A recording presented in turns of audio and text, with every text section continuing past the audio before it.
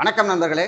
இந்த வீடியோ நம்ம என்ன பார்க்க போறோம்னா தமிழ்நாடு பொருளாதார ஆய்வறிக்கை எக்கனாமிக் சர்வே ஆஃப் தமிழ்நாடு 2025-26 இது வந்து பார்க்க போகிறோம். தம்ப்நெயிலே கரெக்டாக கிளியராக போட்டிருப்போம். இந்த வீடியோ டிஎன்பிஎஸ்சி ஆஸ்பிரண்ட்ஸ்க்கானது. டிஎன்பிஎஸ்சி ஆஸ்பிரண்டாக இருந்தால் மட்டும் பாருங்கள், மற்றவங்களுக்கானது கிடையாது. தயவு செஞ்சு ஸ்கிப் பண்ணிட்டு போயிடலாம். ஸோ இப்போ எக்கனாமிக் சர்வே ஆஃப் தமிழ்நாடை பொறுத்த வரைக்கும் இது 2வது சர்வே. இதுக்கு முன்னாடி அப்படின்னு பார்க்கும்போது போன தடவை 24-25 வந்து போட்டிருந்தாங்க. இது யார் ரெடி பண்ணுறா அப்படின்னு பார்த்தோம்னா மாநில திட்டக்குழு. இந்த மாநில திட்டக்குழு 1971 ஏற்படுத்தப்பட்டது. அதுக்கு வந்து தலைவராக யார் இருப்பான்னு பார்த்தா ஒரு மாநிலத்தினுடைய முதலமைச்சர் தான் தலைவராக இருப்பார். இதே மாதிரியே மத்திய திட்டக்குழு அப்படின்னு சொல்லி ஒன்று இருந்துச்சு. 1950 மார்ச் 15 கேசி நியோகி கமிட்டி ரெக்கமெண்டேஷன் படி உருவாக்கப்பட்ட ஒரு திட்டக்குழு. 2015 நிதி ஆயோக் அப்படின்னு சொல்லி அது மாற்றப்பட்டுச்சு. இதை தூக்கிட்டு நிதி ஆயோக் வந்து கொண்டு வந்துட்டாங்க. ஸோ நம்ம மாநிலத்தில் திட்டக்குழு அப்படின்னு ஒன்று வச்சிருக்கிறோம். இதனுடைய துணைத் தலைவராக யார் இருக்கான்னு பார்த்தோம்னா ஜெயரஞ்சன் அப்படின்னு ஒருத்தர் இருக்காரு. அவர் தான் பார்த்தோம்னா நமக்கு இந்த பிஎம் விஸ்வகர்மா ஸ்கீம் அதை கொண்டு வரும்பொழுது அதையும் வந்து மாடர்ன் குலக்கல்வி திட்டம் மாதிரி இருக்கு, அது வேண்டாம் அப்படின்னு சொல்லிட்டு கலைஞர் கைவினை திட்டமாக நம்ம லான்ச் பண்ணுறதுக்கு அவருடைய கமிட்டி தான் போட்டாங்க. அதை குறித்து ஆராய்வதாக போடப்பட்ட கமிட்டி. அது மட்டும் இல்லை, அவரை பற்றி சொல்லணும்னா நிலப்பிரபுத்துவம் வீழ்ந்த கதை அப்படின்னு ஒரு புக் எழுதியிருக்கிறாரு. ஸோ முக்கியமாக ஒரு புக்ஸ் அண்ட் ஆத்தர்ஸில் கேட்கலாம் அப்படின்னு எதிர்பார்க்கக்கூடிய ஒரு புக் வந்து நிலப்பிரபுத்துவம் வீழ்ந்த கதை அப்படின்னு சொல்லலாம். ஸோ இந்த சர்வேல மொத்தமாக 35 பாயிண்ட் இருக்கு. இதனுடைய கிரக்ஸ் என்ன அப்படின்னு பார்த்தோம்னா, ஏன் வந்து டிஎன்பிஎஸ்சி ஆஸ்பிரண்ட்ஸ் மட்டும் பாருங்க அப்படின்னு சொல்லி நான் சொன்னேன் அப்படின்னம்னா, தமிழ்நாடு பொருளாதார வளர்ச்சியில் நம்பர் 1 பிளேஸ். நம்பர் 1 அப்படின்னம்னா நம்ம அந்த கேஜிஎஃப் படத்தில் ஒரு டைலாக் வரும்ல, யாரோ 10 பேரை அடிச்சு நான் டான் ஆகல, நான் அடித்த 10 பேருமே டான் அப்படிங்கிற மாதிரி 2014-15 19-20 அந்த ஒரு 5 வருஷம் பீரியடு. அந்த 5 வருஷத்தில் நம்ம 10th ரேங்க்ல இருந்துக்கிட்டு இருந்தோம். அந்த 10th ரேங்க்ல நம்ம இருக்கும்பொழுது அப்போ நமக்கு மேலே ஒரு 9 பேர் இருக்காங்கல்ல. குஜராத் இருக்காங்க, மகாராஷ்டிரா இருக்காங்க, கர்நாடகா இருக்காங்க, தெலுங்கானா இருக்காங்க. அந்த டானெல்லாம் அடித்து நம்பர் 1 பொருளாதார வளர்ச்சியில் அந்த இடத்துக்கு நம்ம வந்து ரீச் பண்ணியிருக்கிறோம். ஸோ அந்த இடத்துக்கு ரீச் பண்ணுறதுக்கு நாம் என்ன பண்ணணும் அப்படிங்கிறதான் இந்த எக்கனாமிக் சர்வேயோடைய கிரக்ஸு. அதில் பாயிண்ட் நம்பர் 27 அல்லது 28 நினைக்கிறேன். அதில் தான் சொல்லியிருக்காங்க இந்த சர்வேனுடைய மைய கரு என்ன அப்படின்னம்னா, சமூக நலத்திட்டங்களில் பின்வாங்காமல் சோசியல் வெல்ஃபேர் ஸ்கீமையும் நம்ம பண்ணிக்கிட்டு இருக்கோம், பொருளாதார கட்டமைப்பையும் எக்கனாமிக் இன்ஃப்ராஸ்ட்ரக்சரை ஸ்ட்ரென்தன் பண்ணியிருக்கிறோம். அப்போ வளர்ச்சிங்கிறது மட்டும் இல்லாமல் மக்கள் நலனையும் முன்னாடி எடுத்து நம்ம வந்து பண்ணியிருக்கிறோம் அப்படிங்கிறதான் இந்த சர்வேயோட கிரக்ஸ் அப்படிங்கிறாங்க. எல்லாத்துக்கும் மேலே வளர்ச்சி அப்படிங்கிறீங்களே, அப்படி எவ்வளோ வளர்ந்தோம் அப்படின்னு கேட்டோம்னா கிட்டத்தட்ட 4 லட்சம் கோடி அதிகமாக இருக்கு. ஒரு வருஷத்துக்கும் அதுக்கு அடுத்த வருஷத்துக்கு இருக்கக்கூடிய டிஃபரன்ஸு 4 லட்சம் கோடி. இந்த 4 லட்சம் கோடியை பர்சன்டேஜில் எடுக்கும்போது 16% வருது. அதாவது 27 லட்சம் கோடி அப்படிங்கிறது ஒரு வருஷத்துக்கு 23-24க்கு 24-25க்கு எடுத்தோம்னா 31 லட்சம் கோடி. இதில் 2 சம்திங் இருக்கும். தோராயமாக ஒரு 4 லட்சம் கோடி. 4 லட்சம் கோடினா கற்பனை பண்ணி பார்க்கவே முடியுதா? 1 லட்ச ரூபா அப்படின்னம்னா இன்னைக்கு நம்மள்ட்ட இருக்கக்கூடிய மிகப்பெரிய நோட்டு அப்படின்னு பார்த்தோம்னா 500 ரூபா தான். 2000 ரூபாயை தூக்கிட்டாங்க. 500 ரூபாயே 1000 ரூபாயும் தூக்கிட்டு தான் 2000 ரூபா கொண்டு வந்தாங்க. போய் 500 ரூபா மட்டும் தான் இருந்துகிட்டு இருக்கு. இந்த 500 ரூபா நோட்டு கட்டில் 2 கட்டு வச்சுருந்தோம்னா 1 லட்ச ரூபாயை பாக்கெட்லேயே வச்சுக்கலாம். 1 லட்சம் கோடினா 500 ரூபா நோட்டு கட்டில் வச்சிருக்கீங்கன்னு வச்சுக்கோங்க, நம்மள்ட்ட இருக்காது அவ்வளோ பணம். ஸோ 1 லட்சம் கோடி அப்படின்னு பார்த்தோம்னா 15 கண்டெய்னரில் ஏற்றலாம். கண்டெய்னர் லாரியில் 15 கண்டெய்னர். ஸோ அப்போ 4 லட்சம் கோடினா கிட்டத்தட்ட 60 கண்டெய்னர். ஸோ 60 கண்டெய்னர் நிறைய பணம் நம்மள்ட்ட வந்து அதிகமாக இருக்கு. இவ்வளோ பணம் எப்படி வரும்? எதுலேருந்து நம்ம எடுக்க முடியும்? அக்ரிகல்ச்சரில் நிறைய விளைஞ்சிருச்சு அப்படின்னு பார்த்தோம்னா இல்லை. அக்ரிகல்ச்சருடைய ஒட்டுமொத்தமாக நமக்கு கிடைச்சது 2 லட்சம் கோடியை தாண்டலை. 1.99 லேக் வருது. அதாவது 1,99,000 கோடி தான் நமக்கு வந்து அதில் வந்து கிடைச்சிருக்கு. அப்போ அக்ரிகல்ச்சர் இல்லை. சர்வீஸ் செக்டரில் ஐடி கம்பெனியாக நிறையா வந்து அதில் வந்துருச்சான்னு கேட்டால் அதில் இல்லை. இந்த அதிகமான பணம் நமக்கு கிடைச்சது மேனுஃபேக்சரிங், உற்பத்தி துறை அப்படிங்கிறாங்க. ஸோ அதுதான் இந்த சர்வேனுடைய கரெக்ட்ஸு. பாயிண்ட் பை பாயிண்டாக நம்ம 35 பாயிண்டையும் பார்க்கறதுக்கு முன்னாடி ஜென்ரல் கான்செப்ட் சில வந்து நம்ம வந்து பார்த்துருவோம். அது என்ன அப்படின்னு பார்த்தோம்னா, இந்த வளர்ச்சி அப்படிங்கிறதுக்கு ஜிஎஸ்டிபி அப்படின்னு சொல்லி ஒன்று சொல்லுவாங்க, cross state domestic product. So இப்போ ஒரு நாட்டினுடைய தேசிய வருமானம் கண்டுபிடிக்கிறதுக்குன்னே 2 இண்டிகேட்டரை பயன்படுத்துவாங்க. ஒன்று ஜிடிபி, இன்னொன்று ஜிஎன்பி அப்படிம்பாங்க. அதில் ஜிடிபி அப்படின்னம்னா மொத்த உள்நாட்டு உற்பத்தி, ஜிஎன்பி அப்படின்னம்னா மொத்த நாட்டு உற்பத்தி. இது ரெண்டுக்கு இருக்கிற டிஃபரன்ஸ் என்னன்னு பார்க்கும்பொழுது, இந்தியா அப்படின்னு ஒரு நாடு இருக்குன்னா இந்த நாட்டுக்குள்ள உற்பத்தி செய்யப்பட்ட பண்டங்கள் மற்றும் பணிகள், கூட்ஸ் அண்ட் சர்வீசஸ். பண்டம்னா ஒரு கார் உற்பத்தி பண்றீங்க, சர்வீசஸ்னா ஒரு கோச்சிங் இன்ஸ்டியூட்ல போய் படிக்கிறீங்க, நமக்கு அதான கனெக்ட் ஆகுது. அந்த மாதிரி அது ஒரு சர்வீஸ். அதை பொருளை விற்கிறது இல்லை, ஸோ சர்வீஸாக நம்ம கன்சியூம் பண்ணிக்கிறோம். இல்லை ஹோட்டலில் போய் சாப்பிட்றோம், ஹோட்டலில் தங்குறோம், ரெஸ்டாரண்ட்டில் சாப்பிட்றோம், இந்த மாதிரி இருக்கக்கூடியதெல்லாம் சர்வீசஸ். அப்போ இந்த பண்டங்கள் மற்றும் பணிகளுடைய பண மதிப்பு அப்படிங்கிறாங்க. அப்போ ஓராண்டில் ஒரு குறிப்பிட்ட கால வரம்பு அப்படின்னா ஒரு வருஷம், ஒரு வருஷத்துல ஒரு குறிப்பிட்ட நிலவரம்பு நிலப்பரப்பு அப்படின்னு பார்த்தோம்னா இந்தியா, அங்க உற்பத்தியான பண மதிப்பு. ஸோ மணி வேல்யூன்னு எடுக்கும் பொழுது ரெண்டு விஷயம் வந்துடும். இந்த ஒரு பொருளுக்கு எவ்வளவு பணம் அப்படின்னு. இப்போ தங்கம் வந்து பார்த்தீங்கன்னா இப்போ 1,15,000 1,16,000 ஃப்ளக்சுவேட் ஆகிட்டே இருக்குது. ஒரு 10 வருஷத்துக்கு முன்னாடி தங்கத்தோட விலை பார்த்தோம்னா நமக்கு ஒரு 35,000 40,000 இருந்திருக்கும். அப்போ ஒரு பவுன் தான், ஆனால் அந்த ஒரு பவுனுக்கு விலை வந்து மாறிக்கிட்டே இருக்குல்ல. அப்போ இதுக்கு விலையை வச்சு தான் நீங்கள் வந்து பண மதிப்பை கண்டுபிடிப்பீங்க. அதுக்கு என்ன பண்ணுறாங்கன்னா பேஸ் இயர்னு ஒன்று வச்சுருக்கிறாங்க. அதாவது 2011 12 ப்ரைஸில் எடுத்தீங்கன்னா அது வந்து பேஸ் இயர் ஒரு ஃபிக்ஸ்டாக இருக்கிறது. அப்போ உண்மையான வளர்ச்சி அப்போ தான் நீங்கள் தெரியும். ஏன்னா விலையை நீங்கள் காமனாக வச்சுக்கிறீங்க. 2023 எவ்வளோ பொருள் உற்பத்தி பண்ணீங்க? 10 காரு. 2024 எத்தனை காரு? 20 காரு. அப்படின்னா 10 கார் வளர்ந்துருக்கு, ஒரே விலை வச்சுக்குவீங்க. ஆனால் இதே 2023 10 காரு, 2024 10 காரு, ஆனால் காரோட விலை அதிகமாக இருக்கு அப்படின்னம்னா பணத்தோட விலையும் நமக்கு வந்து அதிகமாக கிடைச்சிரும். அப்போ இந்த கன்ஃபியூஷன் இல்லாமல் உண்மையான வளர்ச்சி கண்டுபிடிக்கிறதுக்காக என்ன வச்சுக்கிறோம்னா ஒரு குறிப்பிட்ட ஒரு இயர் எடுத்துக்கிறோம். இந்த சர்வேக்கு நமக்கு பேஸ் இயர் இவங்க எடுத்துக்கிட்டது 2011 12. இப்போ 2026 இப்போ தான் சமீபத்தில் என்ன பண்ணியிருக்காங்கன்னா அந்த பேஸ் இயர் மாற்றிருக்கிறாங்க. அடிப்படையாக ஒரு வருஷத்தினுடைய விலையை வச்சுக்கிட்டு பொருளை வந்து நம்ம மல்டிப்ளை பண்ணி பார்த்துக்கிறதுக்கு. அது 2022 23 என்று மாற்றப்பட்டுள்ளது. பட் இதை பயன்படுத்தி இன்னும் டேட்டா எதுவும் அரைவ் பண்ணலை. இப்போதைக்கு 11 12 வச்சு தான் டேட்டா வந்து கண்டுபிடிச்சிருக்காங்க. அப்போ ரியல் ஜிடிபி அப்படின்னம்னா 11 12 என்ன விலையோ அந்த விலைக்கு பொருளை போட்டு பார்க்கறது. அதில் நாமினல் பெயரளவு அப்படின்னு பார்த்தீங்கன்னா இன்னைக்கு என்ன விலையோ அந்த விலைக்கு நீங்கள் வந்து பொருளை போட்டு பார்க்கறது. இப்படி நம்ம வந்து உற்பத்தியான பொருட்கள், பண்டங்கள் மற்றும் பணிகள் அப்படின்னு பிரிக்கும் பொழுது இந்த கூட்ஸ் அண்ட் சர்வீசஸ் இதை தான் நீங்கள் ஜிஎஸ்டி அப்படிங்கிற டேக்ஸ் தான் நம்ம அதுக்கு போடுவோம். ஸோ இப்போ கூட்ஸு அண்ட் சர்வீசஸ் அப்படின்னு ரெண்டு இருக்கும் பொழுது இதில் துறைகள் அப்படின்னு ஒன்று நமக்கு வந்துடுது. கூட்ஸ் பண்டங்கள்னு பார்த்தோம்னா அதில் நம்ம செக்டர் வைஸாக பிரிக்கும் பொழுது இதவே அப்படி நீங்கள் செக்டர் வைஸாக பிரிக்கிறீங்க, துறைகள்னு பிரிக்கிறீங்கன்னா முதன்மை துறை, இரண்டாம் நிலைத்துறை, மூன்றாம் நிலைத்துறைன்னு 3ஆக பிரிச்சுறீங்க. இதில் முதன்மை அப்படின்னம்னா பிரைமரி செக்டர், இதில் அக்ரிகல்ச்சர் அண்ட் அலைடுங்கிறாங்க. முதன்மை துறைக்கு நீங்கள் நம்ம ஒன்றுமே பண்ண தேவையில்லை, ஜஸ்ட் வந்து விதை விதைக்கிறீங்கன்னா விவசாயத்தில் விளைஞ்சு வருதா அது வந்து முதன்மை துறை. மீன் பிடிக்கிறோம், கடலில் மீன் இருக்குது, மீனை பிடிச்சிடுறீங்க. மைனிங் நிலத்தில் இருக்குது, நம்ம தோண்டி எடுக்கிறோம். ஸோ நம்முடைய மதிப்பு எதையுமே நம்ம கூட்டாமல் அப்படியே நம்ம எடுத்துக்கிறது முதன்மை துறை அப்படிங்கிறாங்க. இதுக்கு அடுத்து நம்ம இப்போ உலோகங்கள் வெட்டி எடுக்கிறீங்க, வெட்டி எடுத்ததை கொண்டு போய் காராக செஞ்சு பயன்படக்கூடிய ஒரு பொருளாக மாத்திரம்னா அது மேனுஃபேக்சரிங். அப்போ முதன்மை துறை அப்படிங்கிறது நம்முடைய தலையீடு கொஞ்சம் குறைவாக இருக்கும், டெக்னாலஜி ரொம்ப அதில் கம்மியாக இருக்கும், அப்படியே நம்ம எடுத்துக்கிறதா இருக்கு. இரண்டாம் நிலைனா அதுக்கு டெக்னாலஜி தேவை, ஒரு பெரிய ஃபேக்ட்ரி தேவை, அதுக்கு நிறைய பணம் தேவை, அங்கே நிறைய பேர் வேலை செய்யணும், இதெல்லாம் இருந்தால் அது இரண்டாம் நிலை. மூன்றாம் நிலை அப்படிங்கிறது இந்த முதல் நிலைக்கும் ரெண்டாம் நிலைக்கும் முக்கியமான காரணமாக இருக்கக்கூடியது. மூன்றாம் நிலையை பொதுவாக வந்து பார்த்தோம்னா சேவைத்துறைன்னு சொல்லிடுவோம், சர்வீஸ் செக்டர் அப்படின்னு சொல்லிட்டு. அதுக்கு இன்டான்ஜிபிள், அதாவது கண்ணுக்கு தெரியாத ஒன்றுன்னு இன்னொரு பேர் இருக்கு. சில சர்வீசஸை நம்மளால கண்ணில் பார்க்க முடியும். ஸ்கூலில் போய் படிக்கிறீங்க, ஃபீஸ் கட்டுறீங்க, டீச்சர் வந்து சொல்றாரு, அதை நல்லா கேட்டுக்கிறீங்க, அறிவு பெருகிடுச்சு, வீட்டுக்கு போகிறோம், என்ன வாங்கிட்டு வந்த, எவ்வளோ கொடுத்தாருன்னு கேட்க முடியுமா? நான் போனேன், கிளாஸ் அட்டன் பண்ணனேன். அப்போ இது வந்து ஒரு இன்டான்ஜிபிள், இது சர்வீசஸ். இது வந்து பேங்கிங் அப்படிங்கிறது சர்வீசஸ்ஸு. ஐடி கம்பெனியில் நம்ம வந்து கோடிங் பண்ணி ஒரு ஆப் உருவாக்குறீங்கன்னா அது வந்து சர்வீஸு. டிரான்ஸ்போர்ட்டு, பஸ்ஸில் ஒரு இடத்துல இருந்து இன்னொரு இடத்துக்கு போகிறோம், பஸ்ஸையே விலைக்கு வாங்குறோமா இல்லையா? நம்மளை ஒரு இடத்துல இருந்து அழகாக இன்னொரு இடத்துல கொண்டு போய் விடுறாங்க, அது வந்து சர்வீசஸ். ஸோ இப்படி இருக்கக்கூடியதான் சர்வீசஸ் அப்படிம்பாங்க. இந்த மூணுமே சேர்ந்து கான்ட்ரிபியூட் பண்ணி தான் இந்த ஜிடிபி அப்படிங்கிறது ஒன்று வருது. இதை மாநிலத்துக்கு எவ்வளோன்னு பார்க்கும்போது ஜிஎஸ்டிபின்னு சொல்லி நம்ம அரைவ் பண்ணிக்கிறோம். இதுக்கு அடுத்தது இந்த ஜிஎன்பினா இது ஒரு நாட்டுக்குள்ள இந்த நாட்டை சேர்ந்தவங்க மட்டும் பண்ணக்கூடியது. இப்போ வெளிநாட்டு கம்பெனி நமக்கு வந்து பார்த்தோம்னா தூத்துக்குடியில் விங்ஃபாஸ்ட்னு சொல்லி ஒரு எலக்ட்ரிக் வெஹிக்கிள் கம்பெனி வியட்நாம் நாட்டை சேர்ந்தது.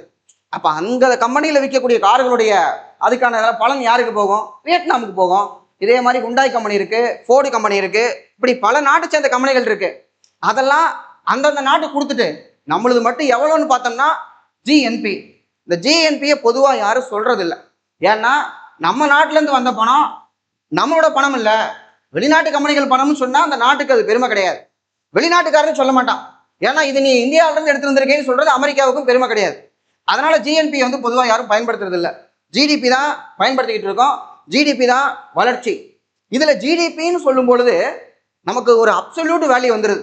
ஒரு வீட்டில் 2 பேர் வேலை செய்யறாங்கன்னா 2 பேரோட வருமானம் சேர்த்தா அந்த வீட்டு வருமானம் மைப்பேருது. அதே மாதிரி நாட்டில் நம்ம வந்து 140 கோடி பேர் இருக்கோம்னா நம்ம எல்லாத்தோடவையும் சேர்த்தும் போது தான் இந்த ஜிடிபி வந்து அரைவ் ஆகுது. அப்ப இந்த நமக்கு ஜிடிபியில என்ன நமக்கு வந்து கிடைக்குது? இந்தியாவுடைய மொத்த வருமானத்தையும் நம்ம வந்து எடுத்துக்கிறோம். அப்ப இதை வச்சுதான் வளர்ச்சியை பார்க்குறேன். இதுல வளர்ச்சின்னு நான் சொல்றது, ஒரு வருஷம் எனக்கு 100 ரூபா கிடைக்குது, அடுத்த வருஷம் 110 ரூபா கிடைக்குது. அப்ப நான் 10% வளர்ந்துட்டேன். இதுக்கு அடுத்த வருஷம் 110ல இருந்து நான் எவ்வளவு வளர்றேன்னு பார்க்கணும். அப்ப இந்த growth அப்படிங்கிறது வளர்ச்சி. இப்ப கொரோனான்னு பாத்துக்கோங்க. 2020ல நமக்கு வந்து லாக்டவுன் போட்டு விட்டாங்க. கரெக்டா ஒரு மார்ச் மாசம் ஒரே ஒரு நாள் லாக்டவுன் போட்டாப்புல, அப்புறம் மொத்தமா முடிச்சு விட்டாங்க. அப்ப 2020ல நமக்கு எக்கனாமிக் ஆக்டிவிட்டி இல்ல. அப்ப 2020 மார்ச் மாசம்னா 2020ல ஒரு ஏப்ரல் 1ஆம் தேதி வந்திருக்குல்ல, அந்த 2020 ஏப்ரல் வந்து 2021 வரைக்கும் அந்த ஒரு வருஷத்துல நமக்கு உற்பத்தி ஆனது அதுக்கு முன்னாடி வருஷத்தை விட குறைவா இருக்கும்ல. அப்ப இங்க ஒரு 90 ரூபா நம்ம கிடைச்சதுன்னா இந்த வருஷம் நமக்கு 80 ரூபா தான் கிடைக்கும். அப்ப -10% போயிட்டீங்க. ஸோ நமக்கு ஒரு அப்சல்யூட் வேல்யூ 1 லட்ச ரூபா ஒரு குடும்ப வருமானம், அடுத்த வருஷம் அந்த குடும்பத்தோட வருமானம் 2 லட்சம் ரூபா, அப்படின்னா நம்ம 100% வளர்ந்துட்டோம்னு அர்த்தம். அப்ப அப்சல்யூட் வேல்யூ எடுக்கிறீங்க, அது எவ்வளவு இருக்குன்னு பாக்குறீங்க, அதான் வளர்ச்சின்னு சொல்றீங்க. இப்ப தமிழ்நாட்டிலையுமே இதே மாதிரி சொல்லும்போது ஒரு வருஷத்துக்கு நமக்கு 27 லட்சம் கோடி வந்திருக்கு அப்படிங்கிறோம். அதுக்கு அடுத்த வருஷம் எவ்வளவுன்னு பார்த்தோம்னா 31 லட்சம் கோடி. அதேங்கப்பா, 4 லட்சம் கோடி நமக்கு வந்து கிடைச்சிருச்சு. எவ்வளவு பர்சன்டேஜ் அரைவ் பண்ணி பார்த்தோம்னா கிட்டத்தட்ட அது 15.9% வருது. ரவுண்டா 16% அப்படின்னு நம்ம போட்டுறோம். இது நாமினல்ல.